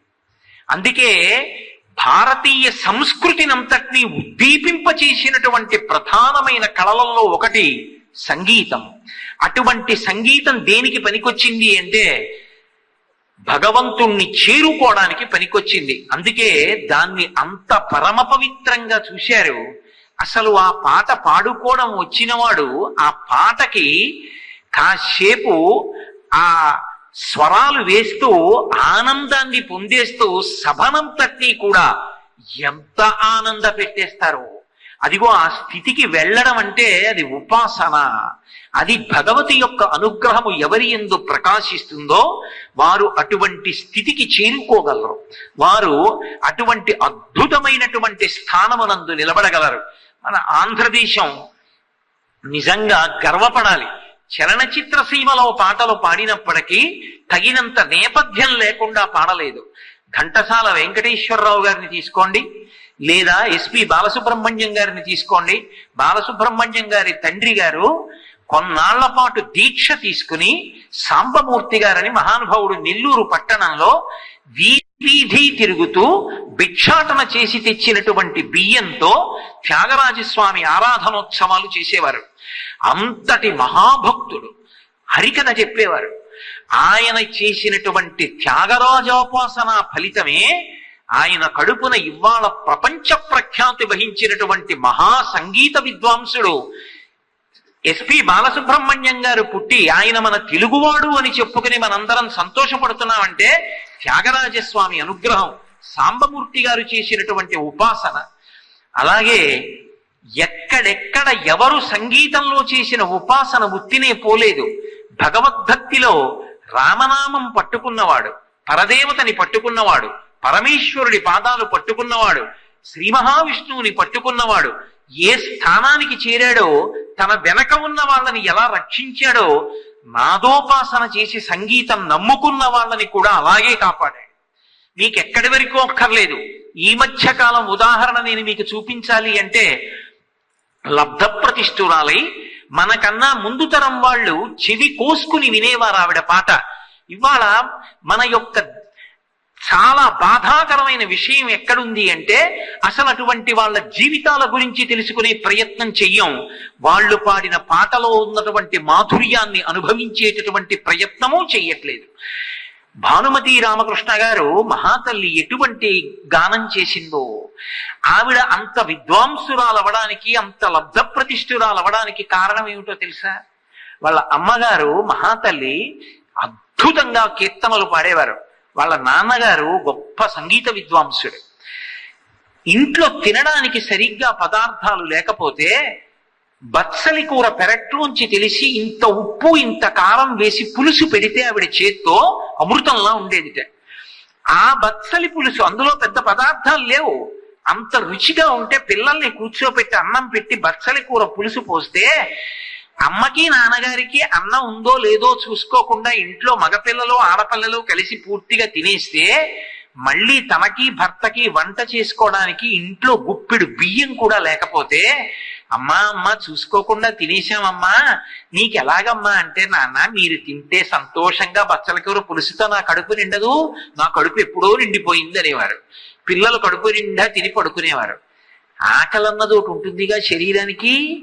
పాపం తల్లిగారికి కడుపులో ఎలకలు పరిగెడుతుంటే భర్త గారు వచ్చి కాళ్ళు కడుక్కుని వడ్డించవే అంటే, తను భర్తకి పెట్టలేకపోతున్నానని బాధపడి కన్నుల వెంట నీటి చుక్కలు పడుతూ ఆవిడ చూస్తే ఆయనకి అర్థమై, ఏం బెంగ పెట్టుకోపోయ్, నీ చేత్తో ఏం పెట్టినా బాగుంటుంది పెట్టు అంటే, పెరట్లోకి వెళ్ళి బచ్చలి కూర కోసి నీళ్లలో ఉడికించి దాని మీద ఉప్పు కారం జల్లితే ఆ ఉడికించిన బచ్చలి కూర ముద్ద తిని దంపతులిద్దరూ కూర్చుని ఆవిడ తంబులా పట్టుకుంటే నీరసంగా ఉండి ఓ గోడ కానుకుని త్యాగరాజస్వామి పంచరత్న కీర్తనలు ఇద్దరు పాడుకుని పడుకుని నిద్రపోయేవారు అలిసిపోయి. ఈశ్వరుడు ఉత్తిని వదిలిపెడతాడా? ఆ భార్యాభర్తలు చేసిన ఉపాసన ఫలితం. ఆ భానుమతీదేవి పాడినటువంటి పాటలు ఎంత గొప్పగా వింటారు. మా గోపాలకృష్ణ గారికి ఎప్పటికీ భానుమతి గారి పాటలు వింటే ఎంత సంతోషం. నేను ఎక్కడో ఒక ఊరు నుంచి ఒక ఊరికి ప్రయాణం చేస్తుంటే, ఈ మధ్య కాలంలో సూర్యాపేటలో ఉపన్యాసాలు చెప్పి సికింద్రాబాద్ లో రైలు ఎక్కడానికి రాత్రి కారులో వస్తున్నాను. ఆ కారు యజమాని భానుమతి గారి పాటలు పెట్టాడు. వెంటనే నాకు మా గోపాలకృష్ణ గారు గుర్తొచ్చారు. ఎంత సంతోషంగా వినేవారో మా అమ్మగారు వాళ్ళు అందరూ. ఏమి తల్లి, ఏమి గంధర్వదానం, ఏమి ఉపాసన, ఎంత భక్తి. అది నాదోపాసనం అంటే. అంత పరమ భక్తితో పాడుకున్నారు. పాట దేని కొరకు అంటే, ఆ భక్తికి ఈశ్వరుడు అనుగ్రహించేశాడు వాళ్ళని. ఘంటసాల గారి శరీరం విడిచిపెట్టి ఎన్నేళ్ళయింది? అన్నాళ్ళయ్యి ఆయన శరీరం విడిచిపెట్టేసిన ఇప్పటికీ వెంకటాచలం విడితే ఆనంద నిలయం దగ్గర ఆయన కంఠం వినపడుతూనే ఉంటుంది భగవద్గీత రూపంతో. ఏమీ అదృష్టం చేసుకున్నావయ్యా, కీర్తి శరీరుడు కావడం అంటే ఇది కదూ. మీ శరీరం వెళ్ళిపోయి ఉండొచ్చు, మీరు చెప్పిన భగవద్గీత, మీరు పాడిన పాటలు ఇప్పటికి వినపడుతున్నాయి. వెంకటేశ్వరుడు చెవి ఒగ్గి వింటున్నాడు. అది భారతీయ సంగీతం అంటే, అది మన సంస్కృతి అంటే. అందుకే అటువంటి కళాకారుల యొక్క జీవితాలు కీర్తివంతులై శాశ్వతత్వాన్ని పొందారు. అంత గొప్ప గొప్పవి. వాళ్ళు పాడిన పాటలకి పరమేశ్వరుడు కిందకి దిగొచ్చాడు. జయదేవుడు అష్టపదులు అని 8 అంగములుగా ఉండేటట్టుగా ఆయన కీర్తనలు చేశాడు. అష్టపది అంటారు దాన్ని. ఆయన అష్టపది పాడుతుంటే ఆయన భార్య పద్మావతి, ఆమె కారణ జన్మురాలు. జయదేవుడు కూడా కారణ జన్ముడు. ఒరిస్సా రాష్ట్రంలో కిందుబిల్వా అనబడేటటువంటి ప్రదేశంలో భోజదేవుడు రమాదేవి అనేటటువంటి దంపతుల కడుపున పుట్టాడు. మహానుభావుడు, అపారమైనటువంటి కృష్ణ భక్తుడు. ఆయన పాట పాడుతుంటే పద్మావతీదేవి ఎదురుగుండా నర్తన చేసేది భార్య. ఎంత జాగ్రత్త పడేవాడంటేట కృష్ణుడు, ఆయన పాడుతున్నటువంటి అష్టపదికి నర్తన చేస్తున్నటువంటి పద్మావతీదేవి యొక్క పాదం ఎక్కడైనా భ్రంశంగా అటు ఇటు కాకుండా లయ తప్పి పడుతుందేమో అని శ్రీకృష్ణ భగవానుడు అక్కడే కూర్చుని ఆవిడ పాదంలో నర్తనలో ఎక్కడ తప్పు రాకుండా చూసుకుంటుండేవట. చాలా మంది పద్మావతి చరణచారణ చక్రవర్తి అన్న బిరుదు జయదేవుడికి ఉందనుకుంటారు. కాదు, అది కృష్ణ భగవానుడిది. పద్మావతి చరణచారణ చక్రవర్తి. పద్మావతీదేవి యొక్క పాదములు కదులుతుంటే, జయదేవుడు అష్టపది పాడుతుంటే పాదములు ఎక్కడ పొరపాటుగా పడకుండా ఖచ్చితంగా పడేటట్టుగా కృష్ణ భగవానుడి దగ్గర కూర్చుని చూసుకుంటూ ఉండేవట ఆవిడ పాదాల వంక. అందరూ ఆయన పాదాలు కాదు, ఆయన పాదాలలో 2 పాదాలలో ఒక పాదానికి ఉన్న 5 వేళ్లలో ఏదో ఒక వేలికున్నటువంటి గోటి యొక్క చివరి భాగం నుంచి వచ్చేటటువంటి కాంతి కనబడితే చాలని సంసారాలు విడిచిపెట్టి హిమాలయ పర్వతాలకు వెళ్ళి యోగులు తపస్సు చేస్తున్నారు. శూరులు తల్లి ఏ విభుని శోభిత పాదనక ప్రభావళించేది భవంధకారముల చిక్కక ఉందురు బట్టి దేవుని వైరముతోడనైన గెలువన్ నన్ను పంపి శుభంబు చేసి నిష్కారణమైన ప్రేమజిది కంసుని పోలు సఖుండు కల్గుని అంటాడు అక్రూరుడు భాగవతంలో. ఎంత ఉపకారం చేశాడు రా, శత్రుభావనతో అయితే మాత్రం నన్ను పంపించాడు కృష్ణుడి దగ్గరికి. మహా విద్వాంసులు కూడా తపస్సులు కూడా ఆయన పాదమునకు ఉండేటటువంటి గోటి కాంతి చూడలేరే. అటువంటి కృష్ణ భగవానుడి దగ్గరికి వెళ్ళి కూర్చుని మాట్లాడి స్వాగతం పలికి రథం ఎక్కించి రథానికి చోదనం చేసి నేను తీసుకొస్తున్నానే మధురానగరానికి, నా కన్న భాగ్యవంతుడున్నాడా, కంసుడు చేసిన ఉపకారానికి ప్రత్యుపకారం చెయ్యగలనా అంటాడు అక్రూరుడు. అలా అందరూ ఆయన పాదముల వంక చూడాలనుకుంటే కృష్ణ భగవానుడు జయదేవుని యొక్క భార్య పాదముల వంక చూసి ఆవిడ నర్తనలో పొరపాటు రాకుండా చూసుకునేవట. అందుకని పద్మావతి చరణచారణ చక్రవర్తి అని బిరుదు వహించాడు. ఒకప్పుడు పోతన గారు భాగవతాన్ని ఆంధ్రీకరిస్తూ గజేంద్ర మోక్షణ ఘట్టంలో గజేంద్రుడు పిలిస్తే ఎక్కడి నుంచి రావాలి? శ్రీ మహావిష్ణువు. అక్కడ వరకు ఆంధ్రీకరించారు స్వేచ్ఛానువాదం, ఇక తెలియలేదు. చాలాసేపు ఆలోచించారు, అసలు ఆయన ఘంటం ఆగదు. కాయలు కాసిపోయినవిలే అరచేతులు వ్రాత ఘంటపున్ రాపిడి చేతనో కరకు నాగలి మేడిని పట్టి సెజ్జమున్ చేయుట చేతనో కవి కృషీవలా నీ వ్యవసాయ దీక్ష కాహాయని కింతలేశకలు అర్పక చూసిరిలే దివౌకసుల్ అంటారు కరుణశ్రీ గారు. అసలు దేవతలు రెప్పేయడం ఎందుకు పోయిందంటేట, పోతన గారు ఆ చేతులు కాయలు కాసిపోయే ఘంటం పట్టుకుని ఆ భాగవతాన్ని ఆంధ్రీకరించడంలో నాగలి పట్టి సైజ్యం చేశా, ఘంటం పట్టి భాగవతాన్ని ఆంధ్రీకరించా. అసలు పోతన గారి చేతికి కాయలు ఎందుకు కాశాయని పరీక్షగా చూడటంలో దేవతలు కరుదెప్ప వేయడం మరిచిపోయారన్నారు కరుణశ్రీ గారు. అటువంటి పోతన గారు గజేంద్ర మోక్షణ ఘట్టంలో ఎక్కడి నుంచి రావాలి శ్రీ మహావిష్ణువు అంటే మరిచిపోయారు, ఆంధ్రీకరించలేకపోయారు. అర్థం కాక సంధ్యావందనం చేసుకొస్తానమ్మా అని కూతుర్ని పిలిచి ఘంటం పెట్టి పుస్తకం మూసేసి ఏటికి స్నానానికి వెళ్ళారు. ఇలా వెళ్ళారు, మళ్ళీ వచ్చారు పోతన గారు. అదేం నాన్న సంధ్యావందనం చేసుకొస్తా అన్నావు కదా అంది కూతురు. లేదమ్మా, ఎక్కడి నుంచి వస్తాడో విష్ణు భగవానుడు ద్యోతకమైంది అని గబగబ పద్యాలు రాసేశారు. వెళ్ళిపోయారు. మళ్ళీ కాసేపు ఆగి పోతన గారు వచ్చారు. వచ్చి పుస్తకం తీశారు. ఎవరు రాశారమ్మా ఈ పద్యాలు అన్నారు కూతుర్ని పిలిచి. అదేమి నాన్న, ఇందాక నువ్వేగా మనసుకి తట్టిందని వెనక్కి వచ్చావు సంధ్యావందనం చేయకుండా. అమ్మా నేను కాదమ్మా, పలికిడిది భాగవతమట పలికించు విభుండు రామభద్రుండటనే పలికిన భవహరమగునట పలికిద వేరుండు గాథ పలుకగనేలా రామచంద్రమూర్తి పూరించాడమ్మా ఈ పద్యాలు. ఎక్కడుంటాడు, ఎక్కడి నుంచి వస్తాడు విష్ణువు? ఎందుకని ఏనుగు నిన్ను నువ్వు మరిచిపోయి రావాలంది. ఎలా వస్తాడని ఆలోచిస్తుంటే అల వైకుంఠపురంబులో నగరిలో ఆమూల చౌధంబుదాపల మందార వనాంతరమృతసర ప్రాతిందు కంతోపలోత్పల పర్యంకరమా వినోదయగువాపన్న ప్రసన్నుండు విక్వల నాగేంద్రము పాహీ పాహీ ఎన కుయ్యాడించి సౌరంభి సిరికింజప్పడు శంఖచక్రయుగముం చేతోజి సంధింపడే పరివారంబును జీరడ భ్రగపతిన్ మన్నింపడాకర్ణికం తరథం ఇల్లము చక్కనొత్తడు వివాద ప్రోద్ధిత శ్రీ కుచోపరి చేలాంచలమైన వీడెడు గజ ప్రాణావనోత్సాహి తన వెంటన్ సిరి నచ్చి వెంటన అవరోధ వ్రాతముం దాని వెనక పక్షీంద్రుడును ధను కౌమోదికి శంఖచక్ర నికాయంబును ధజినీకంతుడు తావొచ్చి రొయ్యన వైకుంఠపురంబునం కల్గువా రాబాల గోపాలమున్ అని పూర్తి చేసి వెళ్ళిపోయాడు. ఆనాడు పోతన గారి భక్తికి రామచంద్రమూర్తి ఆంధ్రీకరించినట్టు జయదేవుడు అష్టపది రాస్తున్నాడు. అష్టపది పాడుతుండగా అందులో ఒక మాట అన్నాడు. ఆయన అన్నాడు, శ్రీకృష్ణ భగవానుడు రాధతో కలిసి మంచి కేళి సెలుపుతున్నాడు, ఆట ఆడుకుంటున్నాడు. ఆ రాసలీలలో అన్నాడు, రాధా రాధా స్మరగరళ ఖండనం మమ శిరసి మండనం దేహి పద పల్లవ ముదారం అని వ్రాశాడు ఆయన. ఆ అష్టపది రాసినప్పుడు, ఓ రాధా, నీ మీద ఉండేటటువంటి విశేషమైనటువంటి అనురాగము చేత మన్మథ సంబంధమైన నా బాణములు నా మీద పడి మదనతాపం అనేటటువంటి విషం నా తలకెక్కిపోయింది. ఆ వేడి తగ్గట్లేదు. ఒక్కసారి పల్లవమైనటువంటి చల్లని నీ పాదాన్ని ఎత్తి నా తల మీద పెడుదు అన్నాడు కృష్ణుడు.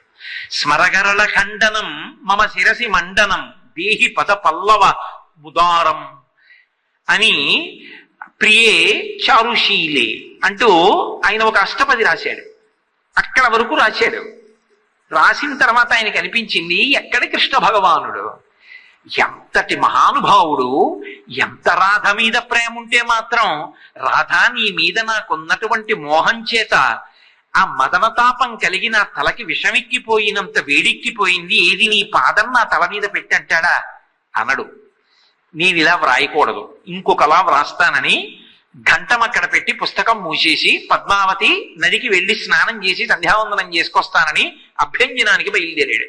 అభ్యంజనం అంటే ఒంటి నిండా నూనె రాసుకుని పెడతారు. నూనె రాసుకుని స్నానానికి బయలుదేరాడు. ఇలా గుమ్మం దిగాడు. పోతన గారు మళ్ళీ వచ్చినట్టు మళ్ళీ జయదేవుడు వచ్చాడు. వచ్చి అదేం మళ్ళీ వచ్చారంది పద్మావతిది అంటే ఆయన అన్నాడు, లేదు లేదు, అష్టపది పూర్తి చెయ్యాలని ఆలోచన వచ్చింది. ఆలోచన వచ్చిందని పూర్తి చేసి వెళ్ళిపోయాడు. మళ్ళీ జయదేవుడు వచ్చాడు. వచ్చి ఇలా తిప్పాడు. దాని మీద నూనె బొట్లు పడున్నాయి ఆ వ్రాసిన దాని మీద. పద్మావతి ఇది ఎవరు రాశారు? కొట్టేశాని, ఈ చరణం వద్దని అన్నాడు. ఏమో మీరేగా వచ్చి పూర్తి చేశారు, ఇది ఉంటేనే బాగుంటుందన్నారు పైగా అని ఆ కొట్టేసింది ఏదో మళ్ళీ రాశారే కింద అంది. ఆయన వెంటనే లేచి అన్నాడు, పద్మావతి నువ్వు అదృష్టవంతురాలివి, నేను రాలేదు. నేను నూనె వ్రాసుకుని వెళ్ళినట్టే కృష్ణ భగవానుడు ఒంటికి నూనె వ్రాసుకుని నాలా వచ్చి కూర్చుని వ్రాశాడు. ఆయన తలకి పట్టుకున్న నూనె బొట్టు పుస్తకం మీద పడింది. నేను కొట్టేసిన దాన్ని మళ్ళీ రాసి ఇలాగే ఉంచు, అప్పుడే ఈ అష్టపదికి అందమని రాశాడు.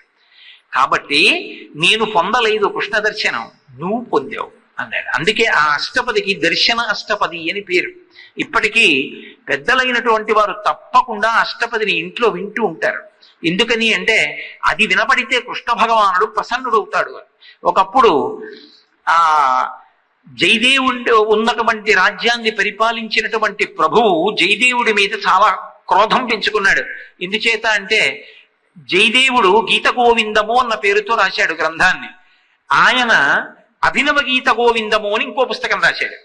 కానీ తన పుస్తకంలో ఉన్నటువంటి పాటల కన్నా జయదేవుడు రాసిన అష్టపదులు ప్రజలు ఎక్కువగా పాడుకుంటున్నారన్న క్రోధం పెంచుకున్నాడు. కానీ వేరొక ప్రభువుకి మాత్రం జయదేవుడు అంటే మహాప్రీతి. కానీ ఆ రాజ భార్యకి జయదేవుడన్నా జయదేవుడి భార్య మహాపతివ్రత పద్మావతీదేవి అని నా భర్త గౌరవిస్తున్నాడని ఆ రాణి క్రోధం పెంచుకుంది పద్మావతీదేవి మీద. ఎప్పుడు ఆవిడ పతివ్రత అని పొగుడుతాడు మా ఆయనని. చూద్దాం, పరీక్ష పెడదామని ఒక రోజున జయదేవుడు రాజుగారితో కలిసి వేటకెళ్ళాడు. ఈవిడ పద్మావతి ఇంట్లో ఉంది. మహారాణి కబురు చేసింది, అమ్మ ఏదో పని మీద ఆ రాణితో మాట్లాడడానికి పోనీ అంతఃపురానికి వచ్చింది. మాట్లాడుతూ గభాలను బయటికి వెళ్ళి లోపలికి వచ్చింది. ఎంత దుర్వార్త వచ్చిందమ్మా, రాజుగారితో వేటకెళ్లిన జయదేవుణ్ణి క్రూర మృగం చంపేసింది అని. ఆ మాటలు వింటూనే పద్మావతీదేవి నేల మీద పడి శరీరం వదిలేసింది. ఆవిడికి భర్త అంటే అంత ప్రీతి. ఆవిడ శరీరం వదిలేసింది. రాణి హడిలిపోయింది. తను అబద్ధం చెప్పడం వల్లే పద్మావతి చనిపోయిందన్న విషయం రాజుకి తెలిసినా జయదేవుడికి తెలిసినా చంపేస్తారు. వెనక్కి వచ్చారు ఇద్దరు. రాజు అడిగాడు, ఎందుకు చనిపోయింది పద్మావతి? దాచడం కుదరక ఏది జరిగితే జరుగుతుందని నేను ఇలా తప్పు చేశానని చెప్పింది రాణి. రాజు ఆగ్రహించబోయాడు. జయదేవుడు అన్నాడు, బెంగ పెట్టుకోకండి మహారాజా, ఆ కృష్ణ భగవానుడే కాళీయుడి మీద మర్దనం చేసి విషం పోగొట్టినవాడు, నా భార్యని బ్రతికించడా అని అక్కడ కూర్చుని మళ్ళీ ఇదే అష్టపది పాడాడు. ప్రియే చారుశీలే అన్న అష్టపది ఏది కృష్ణ పరమాత్మ పూరించాడో దాన్నే పాడాడు. పాడి పూర్తి చేశాడు. పద్మావతీదేవి మళ్ళీ లేచి. అందుకే ఆ అష్టపదికి 2 పేర్లతో పిలుస్తారు. ఒకటి సంజీవని అష్టపది అని పిలుస్తారు, రెండవది దర్శన అష్టపది అంటారు. ఎందుకంటే అందులో కృష్ణ పరమాత్మ యొక్క దర్శనాన్ని పద్మావతీదేవి పొందింది. ఆ అష్టపదికి చనిపోయిన పద్మావతి మళ్ళీ బతికింది. అంత గొప్ప అష్టపది. ఒకప్పుడు పురుషోత్తమ దేవి అనబడేటటువంటి రాజు జయదేవుడి మీద కక్ష పెంచుకొని జయదేవుడు వ్రాసినటువంటి కీర్తనలు ఆ అష్టపదులు గొప్పవా, తాను వ్రాసిన గీతాలు గొప్పవా అని రెండింటినీ కలిపి తీసుకెళ్లి ఆ మనకి ఇప్పటికీ ఆ పూరిలో ఉన్నటువంటి జగన్నాథ స్వామి వారి యొక్క రాజద్వారం దగ్గర గడప మీద పెట్టి తలుపులు వేసేశారు. తెల్లవారేటప్పటికీ జయదేవుడు రచించినటువంటి కీర్తనలు మహానుభావుడు ఆ పూరి క్షేత్రంలో ఉన్న జగన్నాథ స్వామి చేతిలో పట్టుకుని ఉన్నారు. అప్పుడు జయదేవుని యొక్క కీర్తనలు ఎంత గొప్పవో లోకానికి అర్థమైంది, ఆయన అష్టపదులు. కాబట్టి ఈ దేశంలో సంగీతం అనేటటువంటిది ఎంత స్థాయికి వెళ్ళినటువంటిది అంటే కేవలము రంజకత్వము దాని యొక్క లక్ష్యము కాదు. రంజకత్వము తప్పని నేను నిర్ధారించట్లేదు, కానీ దాని చరమ ప్రయోజనం మాత్రం నాదోపాసన ద్వారా ఈశ్వరుణ్ణి చేరిపోవడమే. అందుకే అసలు మీరు ఒకటి ఆలోచించండి, భగవంతుని యొక్క స్వరూపాల్ని కీర్తించి పరవశించిపోతారు. లలితా పరాభట్టారిక స్వరూపం అంతటిది కూడా సరస్వతీదేవి వీణ వాయిస్తే పొంగిపోతుంది. అందుకే విపంచా గాయంతి వివిధమపదానం పశుపతే అని శంకర భగవత్పాదులు సౌందర్యలహరిలో శ్లోకం ఇస్తారు. చలిత శిరస సాధువచనే అంటారు. అందులో ఆవిడ పరమశివుడి మీద కీర్తనలు వీణ మీద వాయిస్తుంటే సరస్వతీదేవి మహాపతివ్రత కదు తల్లి, తన మీద కూడా పాడచ్చు. కానీ తన మీద పాడితే ఏమిటి పొగట్టా అనుకుంటుందిట. వాళ్ళ ఆయన్ని పొగిడితే చెల్లిత శిరస ఇలా ఇలా అంటుందిట, ఎంతో సంతోషంగా. సాధువచనే శభాష్ అంటుంది తిరిగి. అలా ఆవిడ కదుపుతున్నప్పుడు ఇలా ఆవిడ తాటంకాలు ఊగుతాయిట. ఎర్రటి తాంబూల చర్వణం చేస్తున్న నోటితో ఆ వీణానాదం ఇలా వింటుంటే, ఆవిడ యొక్క తాటంకములు ఊగుతుంటే అవి బొగ్గల్లో ప్రతిఫలిస్తే 2 తాటంకములు 4 తాటంకములులా కనపడితే 4 చక్రాల రథం మీద మన్మధుడిక్కొస్తున్నట్టు ఉంటుంది ఆవిడ ముఖం. శంకరులు దీన్ని చూపిస్తూ సౌందర్యలహరిలో స్ఫురద్గండాభోగ ప్రతిఫలిత తాటంకయుగళం చతుశ్చక్రం మన్యే తవ ముఖమిదం మన్మదరథం యమారుహ్యద్రుహ్యత్ కవనిరథమర్కేందు చరణం మహావీరోమార ప్రమదపతయే సంగీతవతే అంటారు. అలా వీణానాద నిమీలితర్ధనయనే విప్రస్థ చూళింబరే అని ఇప్పటికీ కూడా అమ్మవారికి తాంబూలం ఇచ్చిన తర్వాత ఒక్కసారి కళ్ళు మూసుకుని ఆ తాంబూల చర్వణం చేస్తూ వీణానాదం వింటూ ఆ తల్లి ఇలా తల ఊపుతున్నట్టుగా భావించి నమస్కరిస్తారు పెద్దలు. అంత అమ్మవారు కూడా సంగీతానికి వశవర్తి. మీరు గమనించండి, భారతీయ సంప్రదాయంలో భగవన్మూర్తులందరికీ సంగీతంతో సంబంధం ఉంటుంది. దక్షిణామూర్తిగా పరమశివుడు చేతిలో వీణ పట్టుకుని ఉంటాడు. అసలు ఆ వీణ పట్టుకుని శారద కూర్చుందనుకోండి, శారద వీణ పట్టుకుని కూర్చున్నటువంటి మూర్తి వంక మనం చూస్తే ఆవిడ ఉత్తరక్షణ ప్రయోజనాన్ని ఇస్తుంది. నిన్న దీని గురించి నేను గుంటూరులో కొద్దిసేపు మాట్లాడాను కూడా. నవరత్నమాలా స్తోత్రం అని కాళిదాస మహాకవి చేశాడు. ఆ చేసినప్పుడు ఒక మాట అంటాడు, సరిగమపదనీ రతాం తాం వీణా సంక్రాంత కాంత హస్తాంతం శాంతం మృదుల స్వాంతం అంటాడు సరస్వతీదేవిని పిలుస్తూ. అమ్మా జగన్మాత, నువ్వు చేతిలో వీణ పట్టుకుని హస్తాంతం చేతి చివరతో వేళ్ల యొక్క చివరి భాగాలతో వీణ వాయిస్తున్నప్పుడు మృదుల స్వాంతం శాంతం, నీ మనసు ఎంత సంతోషంతో ఉంటుందో. అప్పుడు నీ దగ్గరికి వచ్చి ఒక్క నమస్కారం చేస్తే, అందుకు చివరి 3 రాత్రులు శారదా నవరాత్రులుగా చేస్తాం. 3 రాత్రులు తిర్రాత్రం సరస్వతీ వ్రతం చేస్తాం, సరస్వతిని ఆరాధన చేస్తాం. ఆవిడ అధ్యవసాయముతో కూడుకున్నటువంటి బుద్ధిని ఇస్తుంది, శాస్త్రము మీద విశ్వాసాన్ని ఇస్తుంది, గురువు గారి మాట మీద నమ్మకాన్ని ఇస్తుంది. దానికి శ్రద్ధ అని పేరు. శ్రద్ధ అన్న మాటకు అర్థం ఏమిటంటే శాస్త్రస్య గురువాక్యస్య సత్యబుద్ధ్యావధారణ సా శ్రద్ధ కథితా సిద్ధి యా వస్తూపలభ్యతే అని శంకర భగవత్పాదుల భాష్యం. శ్రద్ధ అన్న మాట మీద శాస్త్రాన్ని, గురువు గారు చెప్పిన మాటని సత్యము అన్న భావనతో నమ్మి ఎవడు ఆచరిస్తాడో వాడికి ఈ లోకమునందు లభించనటువంటి విషయములు ఉండవు. సా శ్రద్ధ కథితా సిద్ధి యా వస్తూపలభ్యతే. అటువంటి శ్రద్ధని అమ్మవారు అనుగ్రహిస్తుంది. ఆవిడ వీణ పట్టుకుంటే అంతటి శాంతం మృదుల స్వాంతం. అమ్మవారు అంత అనుగ్రహ రూపిణిగా ఉంటుంది. దక్షిణామూర్తి వీణ పట్టుకుంటారు. ఇప్పటికీ శ్రీశైలం వెడితే క్షేత్రం లోపలికి వెడుతున్నప్పుడు సాక్షి గణపతి దేవాలయం దాటి కుడి చేతి పక్కకి తిరుగుతుంటే ఎదురుగుండా పెద్ద దక్షిణామూర్తి వీణ పట్టుకుని ఉంటారు. కృష్ణుడు ఎప్పుడు వేణువు వాయిస్తూ ఉంటాడు. రాసలీలంతా వేణువే, మహానుభావుడు. ఆ వేణువు గురించి ఒక చమత్కారం, నేను నా చిన్నతనంలో ఏదో ఇంటర్మీడియట్ చదువుకుంటూ ఉండగా భాగవతానికి సంబంధించిన విషయాలు చదువుతుంటే ఓ పుస్తకంలో ఒక విచిత్రమైనటువంటి విషయం చదివాను నేను.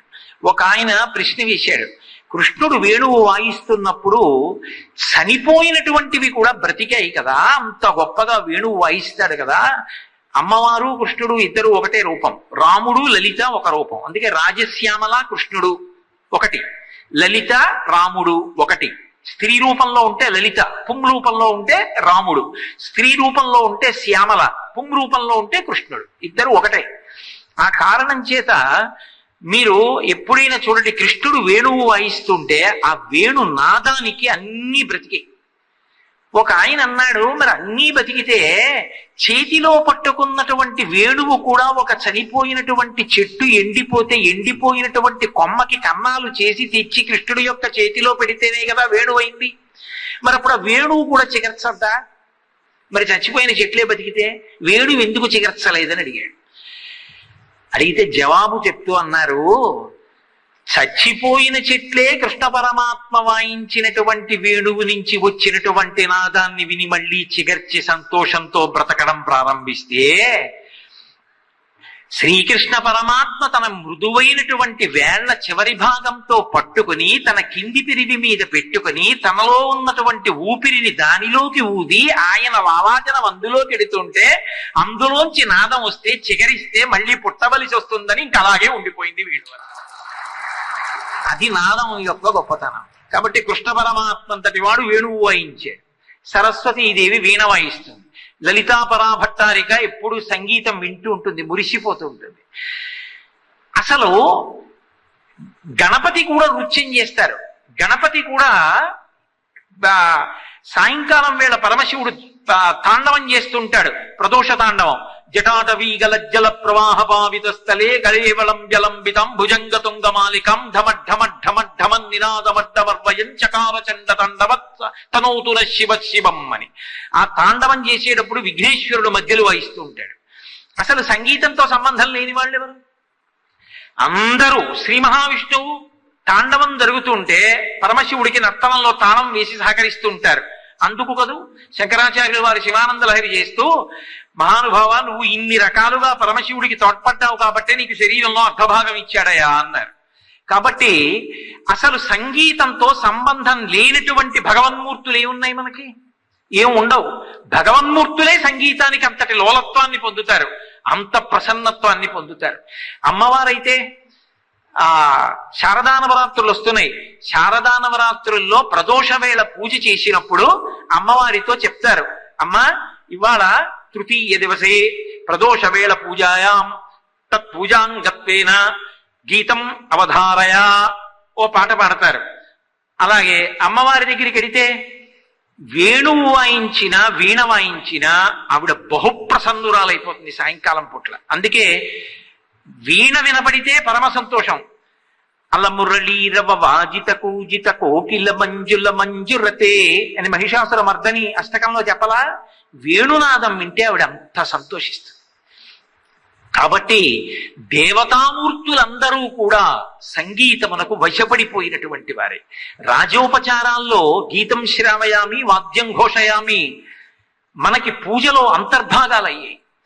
అటువంటి సంగీతం మన భారతీయ సంస్కృతికి పట్టుకొమ్మ. ఎంత భక్తితో బ్రతికారో ఎంతమంది పేర్లని నేను చెప్పగలను. ఒక హరిప్రసాద్ చౌరాసియా, ఓ బిస్మిల్లా ఖాన్, మహానుభావులు ఎంతమంది ఎన్ని రకాల వాద్యాలతో తమ తమ గాత్రంతో భారతదేశం యొక్క కీర్తి ప్రతిష్టల్ని ప్రపంచమంతటా కూడా ఎగరవేశారో. మహాతల్లి ప్రాతస్మరణీయురాలు ఎంఎస్ సుబ్బలక్ష్మి గారు మహాస్వామి వారు వ్రాసినటువంటి కీర్తనని ఐక్యరాజ్య సమితిలో ఆ పాట ఆవిడ పాడుతుంటే సభ్యులందరూ లేచి నిలబడి కరతాళధ్వనులు చేశారు ఆవిడ యొక్క సంగీతానికి.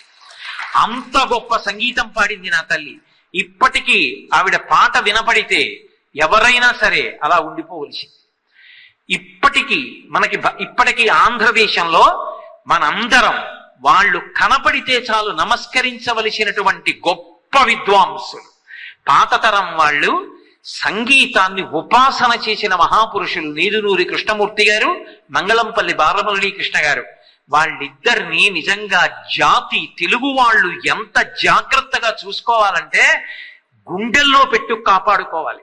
ఎందుచేత అంటే భారతదేశం యొక్క కీర్తి ప్రతిష్టల్ని సమున్నతంగా ఎగరవేసినటువంటి వాళ్ళు. మొన్నటి వరకు ఉన్నటువంటి వారు మహానుభావుడు ఆ కర్నూలులో మెడికల్ కాలేజీలో ఆ ప్రొఫెసర్ గా చేసి రిటైర్ అయిపోయారు ఆ పినాకపాణి గారు. గొప్ప సంగీత విద్వాంసులు. ఆయన శరీరాన్ని విడిచిపెట్టి వెళ్ళిపోయారు. వేరొకరు ఈ మధ్యనే వెళ్ళిపోయారు. మనకి పాత తరాల్లో మిగిలినటువంటి మహాపురుషులు నాదోపాసనకి నీదునూరి కృష్ణమూర్తి గారు, మంగళంపల్లి బాలమురళీ కృష్ణ గారు, ఇంకా ఎందరో విద్వాంసులు గుప్తంగా ఉండొచ్చు. వాళ్ళ పేర్లు నేను చెప్పకపోవచ్చు తప్ప వాళ్ళకి అంత మాత్రం చేత కీర్తికి లోటు ఉందని నా ఉద్దేశ్యం కాదు. కాబట్టి భారతీయ సాంస్కృతిక వైభవం అంటే అదిగో ఒక్కొక్క కళ చేత ఈశ్వరుణ్ణి ఆరాధించి, ఈశ్వరుణ్ణి పొంది, ఈశ్వరుణ్ణి మనందరికీ కూడా అందించి ఈశ్వరుని యందు లయమయ్యారు. అలాగే మీరు నృత్యాన్ని తీసుకోండి. భారతీయ నృత్యం రాజోపచారాల్లోకి చేరింది. నృత్యము ఏదో అర్థం పర్థం లేకుండా పాదాల్ని కలపడం కాదు. ఆంగికం, లాస్యం అని రెండు ఉంటాయి. ఆంగికం అంటే శరీరావయవములు కదలడం, లాస్యం అంటే ముఖములో భావములు ప్రకటనమవడం. అసలు పార్వతీ పరమేశ్వరులు ఎక్కడుంటారు కేళీ విలాసంగా అంటే ఈ ప్రపంచమంతటా కూడా ఆంగికము తాండవము, లాస్యము, లాస్య తాండవ సమన్వయ రూపంగా ఉంటారు. ఇప్పుడు నేను ఉపన్యాసం చెప్తూ రెండు అంటే ఇలా అంటారు, అంతటా అంటే ఇలా అంటారు. అంటే అది తాండవం, ఆంగికం, శరీరంతో ఆ ముద్ర చెప్పడం. భావం ఒక్కొక్కటి చెప్తున్నప్పుడు ముఖంలో ఒక్కొక్క భావన వస్తుంది, ఒక్కొక్క భావన ప్రకటనమవుతుంది. మీరు అంతే సంతోషంతో ఆ భావాన్ని ప్రకటనం చేస్తుంటారు. అలా ప్రకటనం చేస్తున్నప్పుడు అది లాస్యం. లాస్యం అమ్మవారి రూపం, లాస్య ప్రియా లయకరి అని లలితా సహస్రం. తాండవం శివస్వరూపం. ఇప్పుడు నేను తాండవం, లాస్యం రెండు నాలో ఉంటే పార్వతీ పరమేశ్వరులు ఎక్కడున్నారు? ఇక్కడే ఉన్నారు. కాబట్టి ఇదేమిటి? ఇదే కైలాసం. అలా అంతటా ఉన్నప్పుడు ఈ లోకం అంతా ఏమిటి? కైలాసం. కైలాసం ఎక్కడో ఉండదు, కైలాసం ఇక్కడే ఉంటుంది, కళ్ళ ఎదురుగుండా. కాబట్టి అటువంటి అద్భుతమైనటువంటి నృత్యము మన దేశంలో పరమేశ్వరుణ్ణి చేరుకోవడానికి ఒక గొప్ప మార్గం. ఎందుచేత? రాజోపచారంగా తీసుకొస్తారు దాన్ని. మనసు అప్పటి వరకు నిగ్రహించి ఒక ఉపచారం పేరు చెప్తే జాగ్రత్తగా మనసు నిలబడాలి, నిలబడి చెయ్యాలి అక్కడ. అందుకని మనసు కొంచెం డెస్సిపోతూ ఉంటుంది, దానికి తిరగడం అలవాటు. తిరగకుండా నిలబడాలి. ఏదో నేను యజ్ఞోపవీతం సమర్పయామి అన్నాను అనుకోండి, నోటితో అనడం కాదు, నేను యజ్ఞోపవీతం వేయడం నాకు కనపడాలి.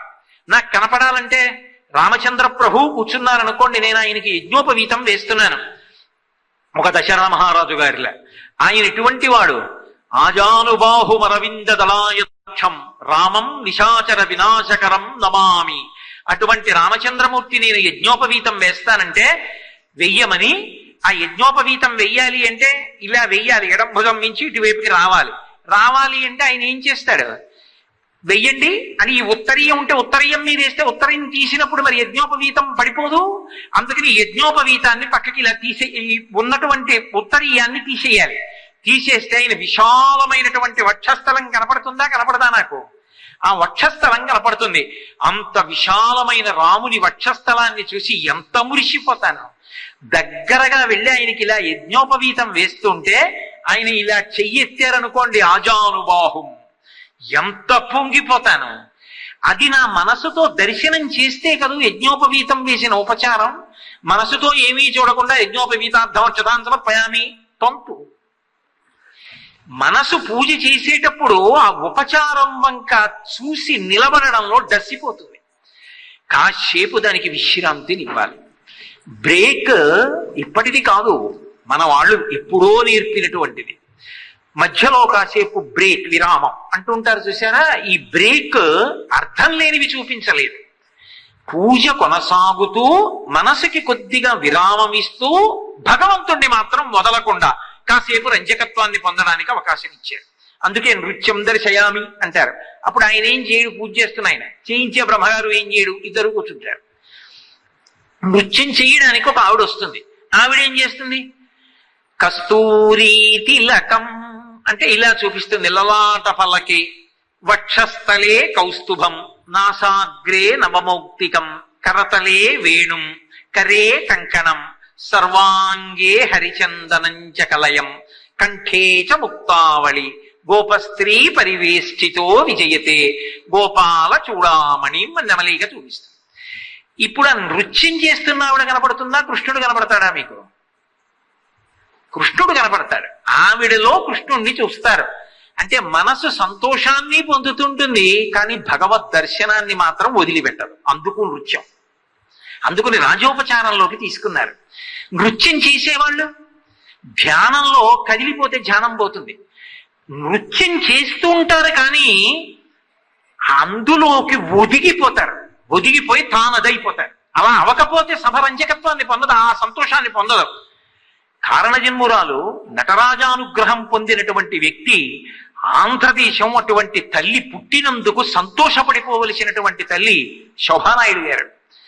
ఆవిడ వెంకటేశ్వర కళ్యాణం, పద్మావతి కళ్యాణం నృత్యరూపకంగా నర్తిస్తారు. ఆవిడ పద్మావతి పాత్ర పోషిస్తారు. పోషించినప్పుడు శ్రీ మహావిష్ణువుతో కలిసి పాచికలాడుతూ ఉంటారు. ఆ పాచికలు ఆడుతున్నప్పుడు నాకు ఎప్పుడూ ఒక అనుమానం వస్తుంది, ఆవిడ నృత్యం చేస్తే అసలు నిజంగా వెంకటేశ్వర స్వామిగా వేస్తున్నది కూడా స్త్రీ పాత్రధారినే వేస్తుంటారు, ప్రియా కార్తికేయన్నో ఎవరోనో. కానీ ఈవిడ లాస్యం, ఈవిడ బొంగమూతి, ఈవిడ పెట్టేటటువంటి చేష్టితములకి అసలు అవతల వాళ్ళు నర్తన మరిచిపోయి ఈవిడ్ని చూస్తూ కూర్చోవాలనిపిస్తుంది, అంత గొప్పగా నర్తిస్తుంది ఆవిడ. ఇలా పాచికలు వేసినట్టు, పందెం పడనట్టు, వెంకటేశ్వరుడు గెలిచినట్టు, ఈవిడికి కోపం వచ్చినట్టు, మూతి తిప్పినట్టు, మిటికలు విరిచినట్టు, అలకొచ్చి తోసేసినట్టు, గెలిచావులే పెద్ద అని ఆవిడ అలక వహించినట్టు. అప్పుడు ఆవిడ పద్మావతి కాక ఎవరు? ఆవిడ శోభానాయుడు గారే ఉంటే పద్మావతి దేవి ఎలా కనపడుతుంది అందులో? ఇది ఒకెత్తు. అసలు పాత్రలోకి ఒదగడం అంటే ఒక బ్రహ్మజ్ఞానిని చూపించడం చాలా కష్టం. సాయిబాబా గారిగా నటిస్తారు ఆవిడ. నటించినప్పుడు ఆయన బ్రహ్మజ్ఞాని, మహానుభావుడు, బ్రహ్మవిత్ బ్రహ్మైవ భవతి. చిన్నపిల్లలతో గోళీలాడతారు ఆయన. ఆ చిన్న పిల్లలతో గోళీలాడుకుంటున్నటువంటి సన్నివేశాన్ని నృత్య భంగిమలోనే సంతోషపడిపోతూ తప్పట్లు కొట్టడాన్ని అభినయించి చూపిస్తుంటే నిజంగా మన కళ్ళ ముందు సాయిబాబా గారే కనపడి ఒక బ్రహ్మజ్ఞాని కదిలితే ఎలా ఉంటుందో అదే స్థితిని మనం పొందుతాం. రామాయణాన్నంతటినీ, బాలరాముడి దగ్గర నుంచి రామాయణాన్నంతటినీ ప్రదర్శిస్తారు. అది నటరాజానుగ్రహం, అన్ని పాత్రలలోకి ఇమిడిపోవడం. అది చూస్తున్నప్పుడు మనకి శోభానాయుడు గారు కనపడరు, ఒక కృష్ణుడు కనపడతాడు, ఒక పద్మావతి కనపడుతుంది, ఒక వెంకటేశ్వరుడు కనపడతాడు, ఒక సాయిబాబా గారు కనపడతారు. ఆవిడ ఏ పాత్ర వేస్తే ఆ పాత్ర కనపడుతుంది. నృత్యానికి ఉన్న గొప్పతనం ఏమిటంటే వాద్యము, పాట, ఆంగికము, లాస్యము ఇన్నిటితో కలిసి మన మనసుల్ని మన ప్రమేయం లేకుండా తాను లాక్కుని భగవత్తత్వాన్ని ఆవిష్కరిస్తుంది.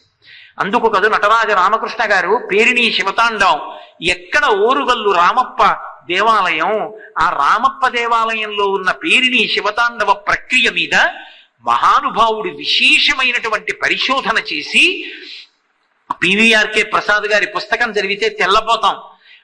లక్షల మంది ఒక మహాశివరాత్రి నాడు ఆయన ఇస్తున్నటువంటి పేరిణీ శివతాండవ ప్రదర్శనకి 10,000 మంది వస్తారనుకున్నారు. లక్షల మంది వచ్చి రోడ్లు ఆగిపోయాయి. ఇటు వాహనాలు అటు వాహనాలు ఇటు రావు, జనం వెళ్ళరు. హడిలిపోయారు నిర్వాహకులు. ఏం చెయ్యాలో అర్థం కాలేదు. ప్రభుత్వం తరఫున కార్యక్రమం అది. పెట్టిన వారు పివిఆర్కే ప్రసాద్ గారు ప్రభుత్వం తరఫున పరిగెత్తుకెళ్ళి అడిగారు నటరాజ రామకృష్ణ గారిని, అయ్యా మీరేమనుకోవద్దు, ఇలా అడగకూడదు, మీరు దయచేసి 3 గంటల తర్వాత 4 గంటల తర్వాత నృత్యం ఆపద్దు, తెల్లవారి వరకు చేయండి. తెల్లవారిపోతే ఎక్కడ వాళ్ళు అక్కడ కొంచెం తేలిగ్గా వెడతారు రహదారుల మీద, లేకపోతే ఈ చీకట్లో ఎన్ని ప్రమాదాలు జరుగుతాయో, కాబట్టి ఆపద్దు అంటే తెల్లవారే వరకు పేరిణీ శివతాండవం చేశారు. మీరు ఎప్పుడైనా చూశారో లేదో పేరిణీ శివతాండవం. అసలు అంతమంది ఆ నృత్యం చేసేటటువంటి వాళ్ళు నిలబడి, ఒకప్పుడు కాకతీయులు యుద్ధానికి వెళ్ళేటప్పుడు మోగించేవారు. ఆ మృదంగాలు వాయిస్తూ ఆ నృత్యం చేస్తూ ఉంటే, వాళ్ళందరూ ఆ తాండవం చేస్తుంటే మంచాన పడి ఉన్నవాడు కూడా లేచి కత్తి పట్టుకుని యుద్ధానికి బయలుదేరుతాడు. వీరరసం ఆవిష్కరింపజేస్తారు. ఒకప్పుడు కాకతీయులు యుద్ధానికి బయలుదేరేటప్పుడు పేరిణీ శివతాండవం చేయించి సైన్యాన్ని పంపించేవారు. అటువంటి పేరిణీ శివతాండవ ప్రక్రియని విపరీతమైనటువంటి పరిశోధన చేసి మళ్ళీ ఆంధ్రదేశానికి అందించాడు మహానుభావుడు. వాళ్ళందరూ తెలుగు జాతి రత్నాలు, ప్రాతస్మరణీయులు. మన యువతరం వాళ్ళ గురించి చదువుకోవాలి, వాళ్ళ గురించి తెలుసుకోవాలి. అటువంటి వాళ్ళని, వాళ్ళ కీర్తి ప్రతిష్టల్ని, వాళ్ళు అనుసరించిన మార్గాల్ని చూడాలి. మళ్ళీ ఆ వారసత్వం, ఆ సంస్కృతి ఆగిపోకుండా అది కొనసాగడానికి కావలసినటువంటి సాధన క్రమశిక్షణతో చెయ్యాలి. లేకపోతే కొన్నాళ్ళకి అవి పుస్తకాలకు పరిమితం అయిపోతాయి. ఆ ప్రదర్శన ఇచ్చేటటువంటి వాడు ఉండడు. అలాంటి స్థితిని పొందాలి అంటే ఆ నృత్యం అంత అద్భుతం. ఏమిటంటే 4 చీరలు కట్టి అవతల వైపు టేబుల్ ఫ్యాన్స్ పెట్టి ఆ చీరలు ఇలా ఇలా ఇలా ఇలా కెరటాల్లో ఊగుతుంటే వెనక సముద్ర ఘోష పెట్టి సంపత్ కుమార్ బృందం ఒకప్పుడు తెలుగుదేశం అంటే నా ఉద్దేశం ఆంధ్ర రాష్ట్రంలో ఆంధ్ర జాలరి, ఆయన పేరు కూడా తెలుగువాడి పేరు పెట్టారు, ఆంధ్ర జాలరి. ఆ జాలరి చేపల కోసం సముద్రంలో వెళ్ళినప్పుడు ఎలా ఉంటుంది, ఆ ఘోష ఎలా ఉంటుంది, ఆ వల ఎలా విసురుతాడు, ఆ వల నీళ్లలో ఎలా పడుతుంది, అది ఇలా గొడుగులా విస్తరించి పడుతుంది. కానీ బరువు లోపల ఉన్న సామానంతా లాక్కుంటుంది. దాన్ని ఎంత జాగ్రత్తగా ఇలా ఇలా పడవ మీద ఉండి లాగాలి. ఆ బరువుకి పడవ తలకిందులు కాకూడదు. ఇది ఊంచుకుంటూ దాన్ని లాగాలి. లాగి తీసుకెళ్లి విప్పి అందులో ఉన్నటువంటి చేపలు పనికొచ్చేవి ఏరాలి. ఆంధ్రజాలరిగా సంపత్ కుమార్ గారు నృత్యం చేస్తుంటే చిదంబర క్షేత్రంలో కాళికాదేవి పరమశివుడు నృత్యంలో ఎవరు గొప్ప అన్న పోటీ పడి చేస్తుంటే విష్ణువు సాక్షిగా ఉంటే పరమశివుడు వేగంగా నర్తన చేస్తూ ఏం చేసినా పార్వతీదేవి చేసేస్తుంటే నృత్యం చేసి చేసి చేసి వచ్చి రిక్కించి వినేవారు అందరూ. అలా తిరుగుతూ వచ్చి అక్కడ కుంకం భరిణి పెట్టేవారు, పెద్ద భరిణె. అందులో కాలు ఎత్తి బొటనవేలు ఇలా పెట్టి కాలి బొటనవేలు కంటుకున్నటువంటి కుంకాన్ని ఒక్కసారి కాలు పైకెత్తి పార్వతీదేవి భ్రూవజ్యంలో బొట్టు పెట్టేవారు. ఆడది కాలంత ఎత్తు పైకి ఎత్తకూడదు కాబట్టి సిగ్గుపడి పార్వతీదేవి నిలబడిపోతే చిదంబరంలో నటరాజ పదవిరా శివుడికి దక్కి. సంపత్ కుమార్ బృందం ఆంధ్రజాలరీ చేస్తుంటే పరవశం పొందేవారు. ఏమి ఆంధ్రదేశం అండి, ఎటువంటి మహానుభావులు ఒక చిన్న విషయాన్ని సాధన చేయడానికి ఎంత కష్టపడ్డారో. చిట్టిబాబు గారు మహానుభావుడు, ప్రాతస్మరణీయుడు. వెడ్డింగ్ బెల్స్ అని పాశ్చాత్య సంగీతంలో ఉన్న ప్రక్రియని వేగంగా వీణతంత్రుల మీద మోగించడం తీసుకొచ్చారు. ఆయన కొమ్మల్లో కోయిల అన్న కీర్తన, ఆ పాట వీణ మీద పలికిస్తుంటే కోయిల కుయ్యాలి, అది వీణ మీద ఎలా ఇలా అని వీణ తీగని గోటితో మీటి ఈ చేయి పైకెత్తేసేవారు. ఇంక చేయి వాడేవారు కాదు. ఎడం చేత్తో మెట్లు మాత్రం కలిపేవారు. కలిపితే కూ అనేది వీణ తీగ, అది కూ అన్నది పలికించడానికి ఆయన ఎంత శ్రమ పడ్డారో. తరువాతి కాలంలో ఎంతమంది శిష్యులు నేర్చుకున్నారో. వీణ మీదకి తీసుకొచ్చి శ్రీ సూక్త, పురుష సూక్తాలు, దుర్గా సూక్తం కూడా పలికించారు, మంత్రపుష్పం పలికించారు. ఇప్పటికీ దుడ్డు సీతారామయ్య గారని గొప్ప విద్వాంసుడు వీణని పూర్వకాలంలో లాగా తంబూరాలాగా నిలబెట్టి వీణ వాయిస్తారు. ఇప్పటికీ ఒకసారి నేను హైదరాబాద్ లో ఉండగా ప్రత్యేకం పాపం మా ఇంటికి వచ్చి నేను ఏదో వీణ గురించి మాట్లాడితే మీకు చూపిస్తానండి అలా వీణ వాయించడం అని మా ఇంటికి వచ్చి కూర్చుని వెళ్ళి వాయించి చూపించారు. తర్వాత ఒకసారి ఆయన కాకినాడ దేవీ నవరాత్రులకు వచ్చి అక్కడ కూడా వాయించారు. ఎందరు మహాత్ములు, ఎంతమంది విద్వాంసులు. టైం లేదు అనడం మహాపరాధం. టైం లేదన్న మాట అంగీకార యోగ్యం కాదు.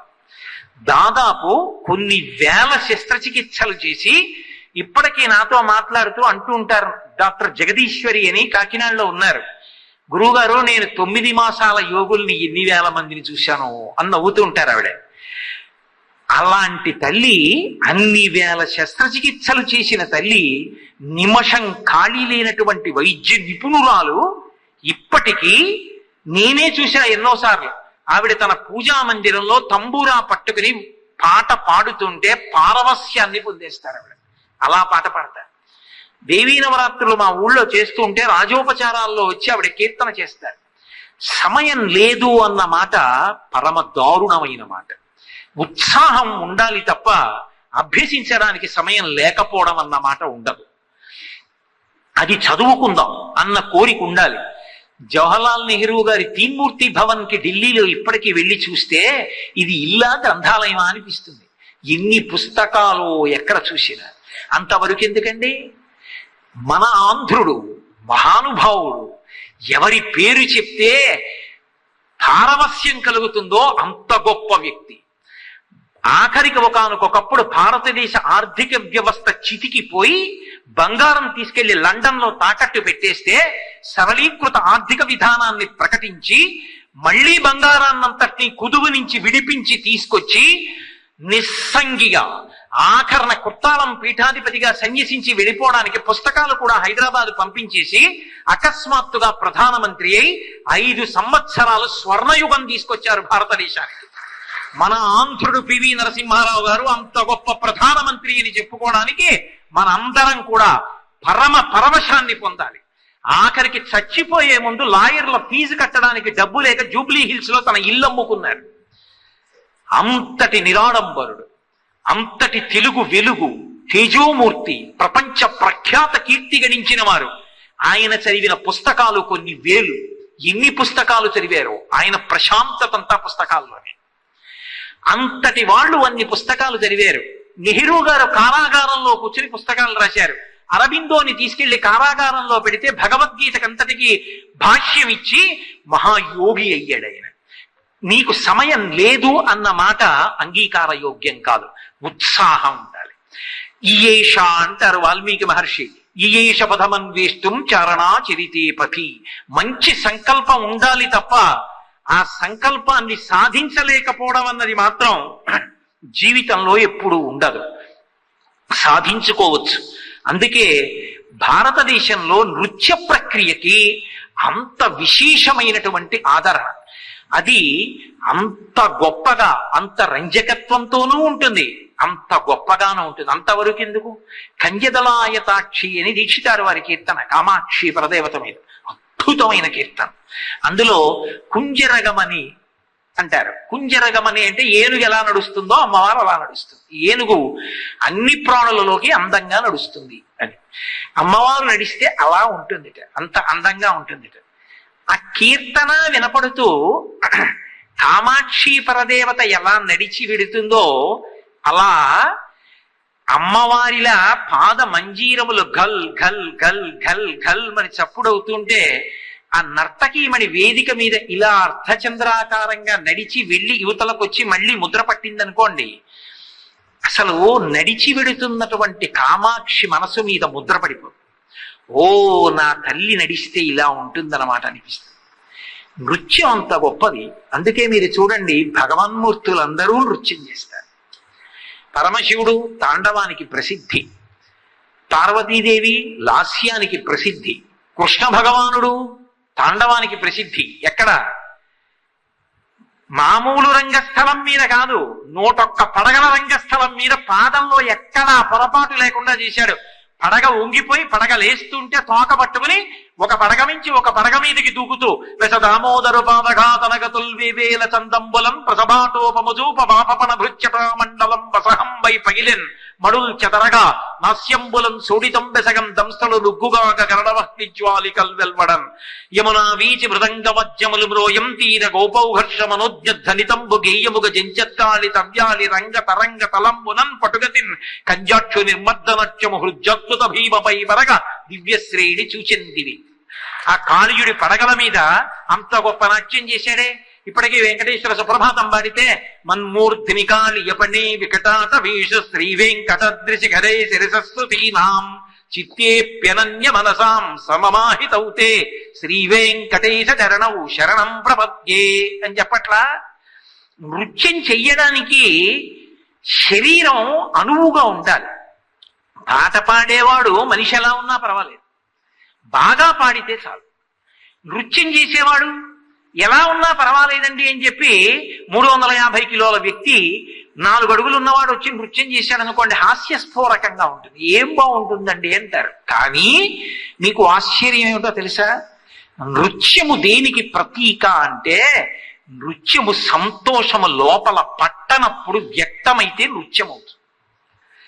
తిరుమల దేవస్థానానికి ఎల్వి సుబ్రహ్మణ్యం గారు కార్యనిర్వహణాధికారిగా ఉన్న రోజుల్లో ఉత్సవాలు జరుగుతుంటే మాడవీధుల్లో స్వామి తిరుగుతున్నప్పుడు ఆయన ఆనందంతో నృత్యం చేసేవాడు. ఎందుకు? అంత senior IAS officer, principal secretary ఆయన పొజిషన్, ఏం తక్కువ స్థానం కాదా అయింది. అంత పెద్ద పదవిలో ఉన్న వ్యక్తి టీటీడీ ఈవోగా వస్తే మాడవీధుల్లో నృత్యం చేస్తూ వెడుతూ ఉండేవారు.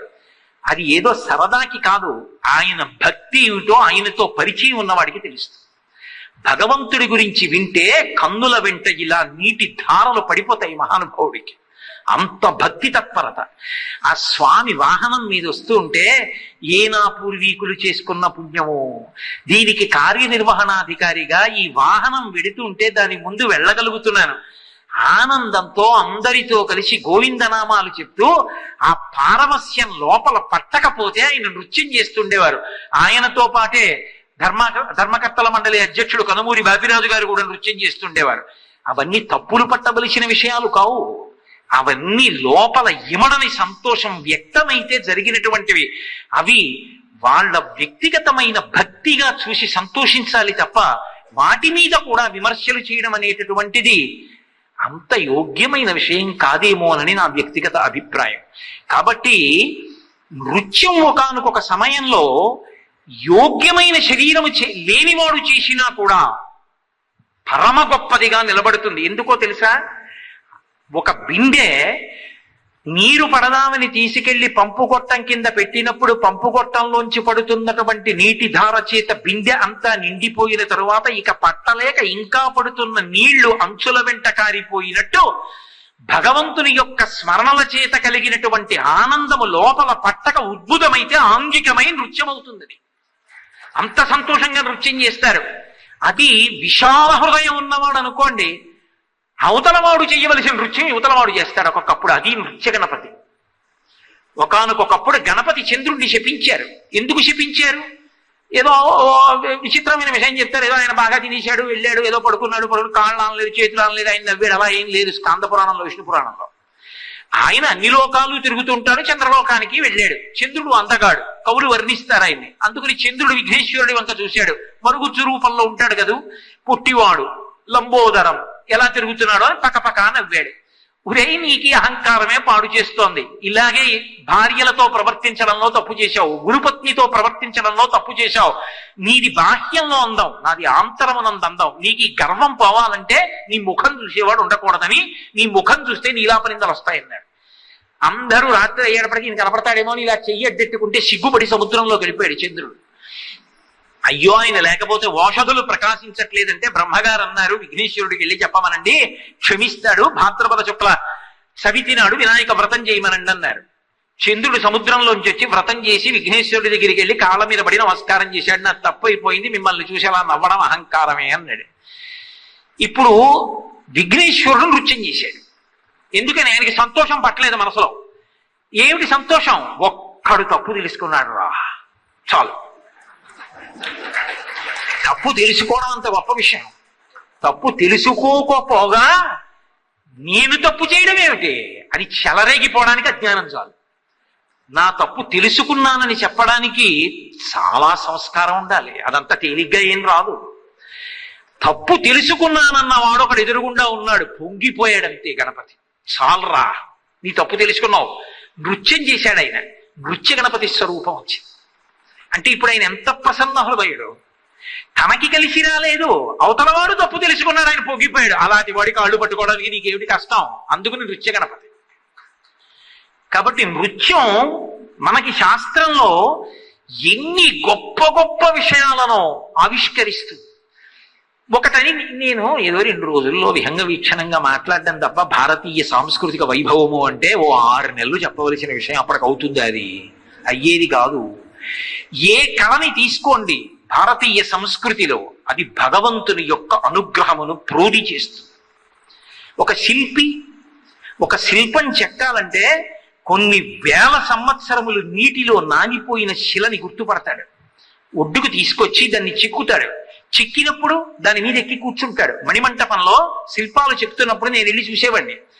దాని మీద కూర్చుని చెక్కుతారు శిల్పులు. అంతా చెక్కేసిన తర్వాత దేవాలయంలోకి తీసుకొచ్చి ప్రాణప్రతిష్ఠ చేసేశారు. అయ్యో, ఈ కంటి చివర చిన్న బిల్లు నల్ల పూసంతుంది, ఒక్కసారి ఉలిపెట్టి కొట్టేయి అన్నారు అనుకోండి, కొడతాడా శిల్పి? నేను ఉలిపెట్టి కొట్టడం ఏంటండి, ఆయన పరమాత్మ, ఇక ఉలిపెట్టనంటాడు. తాను కొన్ని కోట్ల మందిని తరింపచేయగలిగినటువంటి భగవన్మూర్తిని నల్లరాతిలోంచి సృష్టిస్తాడు. ఒక అపురూపమైనటువంటి కళ. అటువంటి కళ అంతరించిపోకూడదనే శిల్ప ఆగమ సదస్సు అని కామకోటి పీఠాధిపతిగా చంద్రశేఖరేంద్ర సరస్వతి మహాస్వామి వారు ఉండగా ఒక అద్భుతమైన సదస్సు నిర్వహించారు. ఎంత గొప్ప శిల్పులు పుట్టిన దేశం ఈ దేశం. జక్కనాచార్యుడు అనబడేటటువంటి శిల్పి మహానుభావుడు. ఆఖరికి క్రీడాపురం అన్న ఊళ్ళో పుట్టాడు. శిల్పకళ మీద ఉన్నటువంటి తాదాత్మ్యతకి భార్యని వదిలిపెట్టేశాడు. వదిలిపెట్టేయడం అంటే నా ఉద్దేశం ఏదో విడాకులు ఇచ్చాడని కదా, ఆ మాటే లేదు శాస్త్రంలో. విస్మరించాడు. మంచి మంచి దేవాలయాల్లో శిల్పాలు చెక్కాలని వెళ్ళిపోయాడు దేశం నలుమూలలకి. ఆ శిల్పాలు చెక్కడంలో సంతోషపడిపోయాడు అంతే.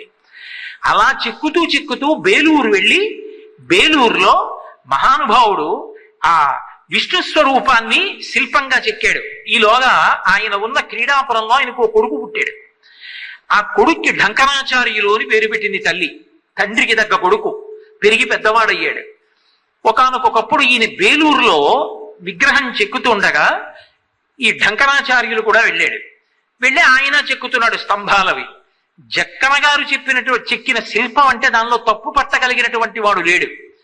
ఈ ఢంకనాచార్యులు అన్నాడు ఒక రోజున, జక్కనాచార్యుల వారు చెక్కిన శిల్పంలో దోషం ఉందన్నాడు.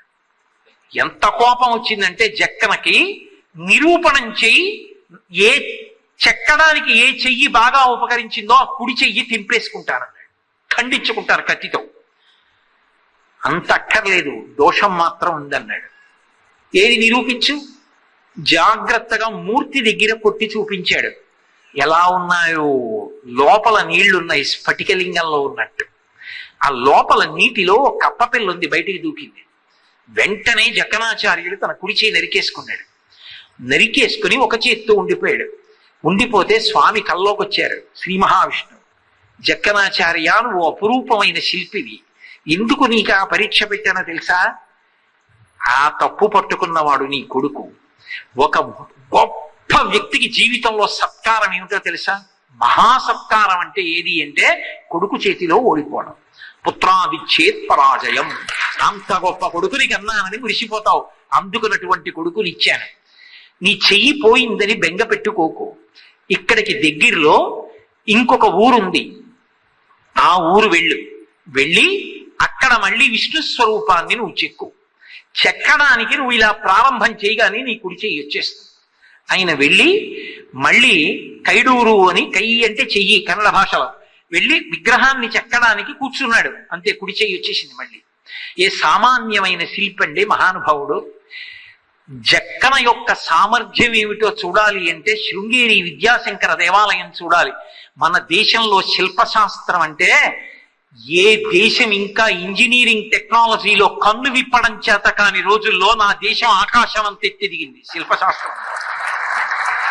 ఎంత గొప్పగా చెక్కారంటే ఆదిశంకర దేవాలయాన్ని ఇప్పటికీ మీరు వెళ్ళి చూడండి. దక్షిణామూర్తి, నటరాజు, అర్ధనారీశ్వరుడు, ఉమామహేశ్వర స్వరూపం, ఊర్ధ్వతాండవమూర్తి, కైలాస సభ, విఘ్నేశ్వరుడు, సుబ్రహ్మణ్యుడు, శ్రీ మహావిష్ణువు, దశావతారాలు ఇవన్నీ చెక్కబడి ఉంటాయి. ఒకెత్తు 12 ఋతువులు నడుస్తాయి. నడిచినప్పుడు మనకి జ్యోతిష శాస్త్రంలో 12 రాసులు ఉంటాయి, ద్వాదశ రాసులు. లోపల 12 స్తంభాలు ఉంటాయి. 12 స్తంభాల మీద 12 రాసులు చెక్కబడి ఉంటాయి. మేషం నుంచి సూర్యకిరణములు ఏ రాశిలో సూర్యుడు ఉన్నాడో ఆ రాశి ఉన్నటువంటి స్తంభం మీద పడతాయి తప్ప పక్కన పడవు. ఇంకా విచిత్రం ఏమిటో తెలుసా? లోపలికి వెళ్లే దగ్గర సూర్యుడు ఒక పక్కన ఉంటాడు, చంద్రుడు ఒక పక్కన ఉంటాడు. సూర్యకిరణాలు ఏ కారణానికి చంద్రుడి మీద పడవు, చంద్రకిరణాలు ఏ కారణానికి సూర్యుడి మీద పడవు. చంద్రకిరణాలు చంద్రుడి మీద పడతాయి, సూర్యకిరణాలు సూర్యుడి మీద పడతాయి. ఇంకా ఆశ్చర్యం, లోపల బల్లి ఓ కాకి ఉంటుంది. కొంతమందికి పక్షి భయం పట్టుకుంటుంది. కొంతమంది చూడండి వెళ్ళి పూజ కూర్చుంటారు, కాకి వచ్చి కావు కావు ఉందనుకోండి, బెంగెట్టేసుకుని కాకేర్చింది పోయింది నా పూజ అంటారు. అలాంటి పిచ్చి అర్థం లేని పక్షి భయం ఉన్న వాళ్ళకి, బల్లి భయం ఉన్న వాళ్ళకి, కొంతమందికి బల్లిని చూస్తే భయం, జ్వరం వస్తుంది.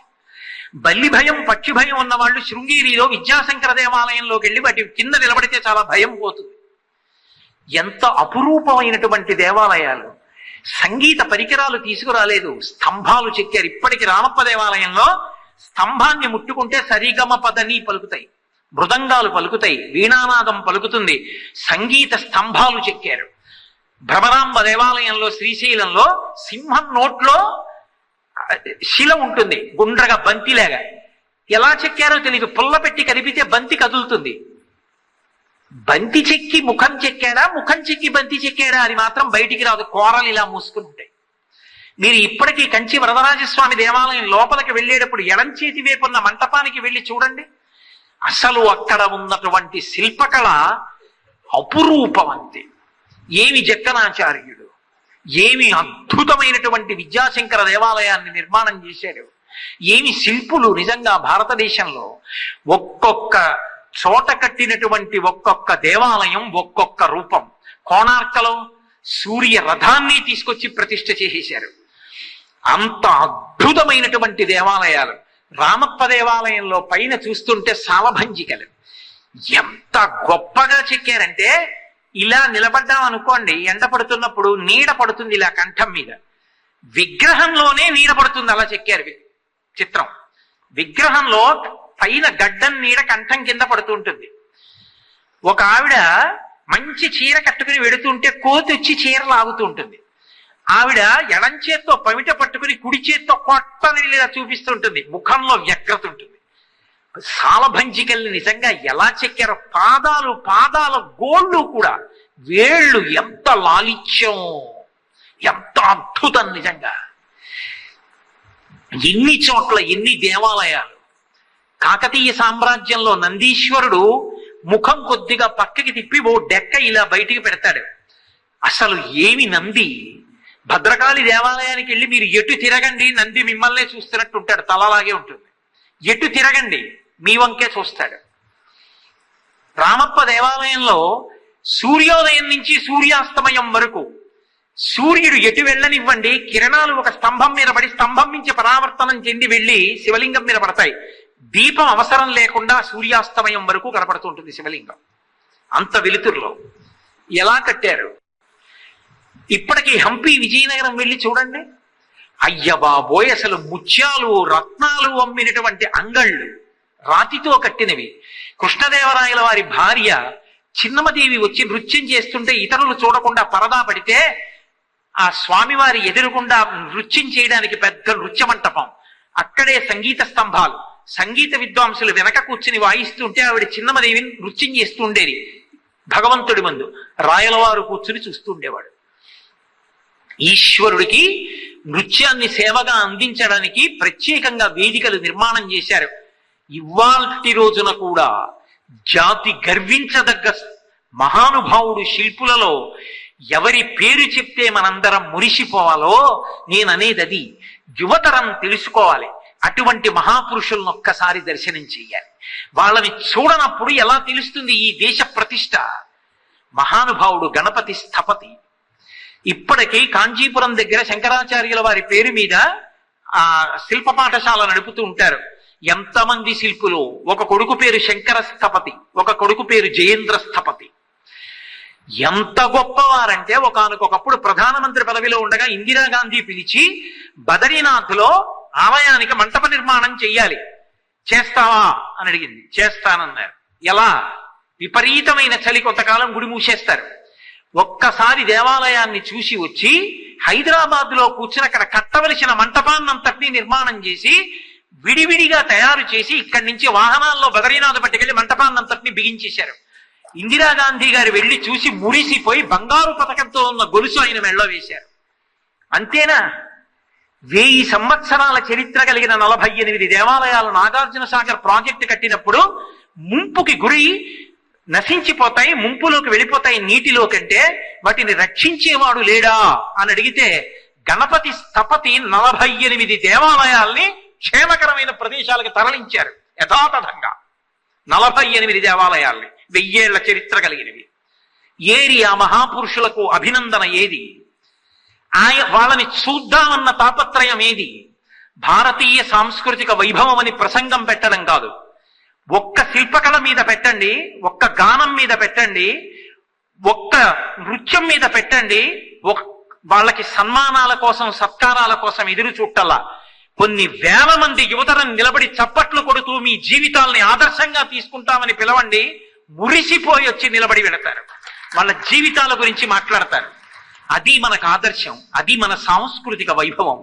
అంతటి మహానుభావుడు భద్రాచలం దేవస్థానంలో ఇవాళ అంత గొప్ప శిల్పకళా చాతుర్యంతో ఉంది అంటే దానికి కారణం గణపతి స్థపతి. శృంగేరి క్షేత్రంలో ఆదిశంకరాచార్యుల వారి మూర్తిని, దేవాలయ రాజగోపురాన్ని ఈ మధ్యనే నిర్మాణం చేసింది గణపతి స్థపతి. కంచికామకోటి పీఠాధిపతులు చంద్రశేఖరేంద్ర సరస్వతి మహాస్వామి వారంటే తనకున్నటువంటి అపారమైన భక్తి చేత ఇసుక నేలలో పునాది లేకుండా మంటపాన్ని, అద్భుతమైన మంటపాన్ని రాతితో నిర్మించి అటువంటి శిల్పకళా నైపుణ్యంతో మహాస్వామి వారి పేరు మీద కాంచీపురానికి దగ్గరలో మణిమంటపాన్ని కట్టింది గణపతి స్థపతి. పెద్దవారైపోయి ఇప్పటికీ కూర్చుని తన కొడుకులకి శిల్పులకి నేర్పుతూ ఎన్నెన్ని రాళ్లలోంచి ఎన్నెన్ని శిల్పాలు ఆయనకి తెలుసున్న శాస్త్రం బహుకొద్ది మందికి తెలుసు. ఏది అటువంటి శిల్పులు మళ్ళీ తయారు కావడానికి గణపతి స్థపతి గారి దగ్గరికి వెళ్ళి నేర్చుకోండి అని పంపించేటటువంటి ఉదారులేది, అటువంటి కళకి పోషణ ఏది, అటువంటి వాళ్ళకి గుర్తింపేది. ఎన్ని మాటలు బాలమురళీ కృష్ణ గారిని తీసుకొచ్చి వేదికల మీద మనం సత్కరిస్తున్నాం, ఎన్ని చోట్ల గణపతి స్థపతిని తీసుకొచ్చి సత్కరిస్తున్నాం. మనం సత్కరించక్కర్లేదు. స్థపతి గారిని మహాస్వామి అంతటి వారు కారణజన్ముడు అని పిలిచారు. కానీ అటువంటి మహాపురుషుడు వృద్ధుడైపోయారు. ఈ మధ్య వాహన ప్రమాదం కూడా జరిగింది. అటువంటి వారిని ఒక్కసారి దర్శనం చేసి, అంతటి ఆగమ శాస్త్రవేత్తే ఒక గుడికి ప్రాణం పోసేస్తారే, ఒక దేవాలయ నిర్మాణం అంటే, తిరుమల తిరుపతి దేవస్థానానికి వసంత మంటపం కట్టారే, ఇన్నిటికి ప్రాణం పోసిన అపురూప శిల్పి ఆయన కదూ. అమెరికాలో వెంకటేశ్వర స్వామి దేవాలయం కడితే ఇవాళ అందరు అక్కడ కడుతున్నారు. అటువంటి ప్రఖ్యాత శిల్పులు ఎందరో జక్కన నుంచి ప్రారంభం చేసి, ఏది ఆ శిల్పకళా చాతుర్యానికి మురిసిపోవడం ఏది? ఎక్కడో ఏదో పడవలో రాత్రి పడుకుని కాసేపు నీళ్లలో ఉండడానికి పెడతాం. ఏది నీకేం ఉండడానికి కొదవా? వరంగల్లో ఎన్ని విశ్రాంతి భవనాలు లేవు. రామప్ప దేవాలయాన్ని పిల్లల్ని తీసుకుని ఎందుకెళ్ళావు? భద్రకాళి దేవాలయానికి ఎందుకెళ్ళావు? 1000 స్తంభాల మంటపానికి ఎందుకెళ్ళావు? మిమ్మల్ని కాదు నేను ఆ మాట అంటున్నది. మీరు ప్రాజ్ఞులు, ఇంతకన్నా ఎక్కువ తెలుసు మీకు, ఇంతకన్నా ఎక్కువ చూశారు. వెళ్ళక పిల్లల్ని తీసుకెళ్ళన నాలాంటి వాడి గురించి నేను ప్రశ్నించుకుంటున్నానంతే, మిమ్మల్ని కాదు. కాబట్టి అది భారతీయ సంగీతం అంటే, అది భారతీయ శిల్పం అంటే, అది భారతీయ నృత్యం అంటే. అవి కళలు, అవి సంస్కృతి. అందుకే ఈ దేశానికి వచ్చిన వాళ్ళు తిన్నగా పాదం కూడా నేల మీద పెట్టడానికి ఇష్టపడలా. భగవద్గీత పుట్టిన భూమి, గంగాది నదులు ప్రవహిస్తున్న భూమి, ఇంతటి మహాపురుషులు పుట్టిన భూమి, అపురూప భూమి. దీన్ని కాల్తో తక్కడానికి మాకు అర్హత ఎక్కడుందని చేత్తో మట్టిని ముట్టుకుని నమస్కరించి తీసి తల మీద పోసుకుని కాళ్ళు పెట్టినటువంటి ఇతర విశ్వాసములకు చెందిన వాళ్ళు కూడా ఉన్నారు. అటువంటి గడ్డ మీద పుట్టడం, అటువంటి సంస్కృతికి వారసత్వం పొందడం, అటువంటి దేశంలో నేను పౌరుణ్ణి కావడం, నా సంస్కృతి గురించి మాట్లాడుకోవడం, ఇంతకన్నా నా జీవితంలో భాగ్యం ఏముంటుంది?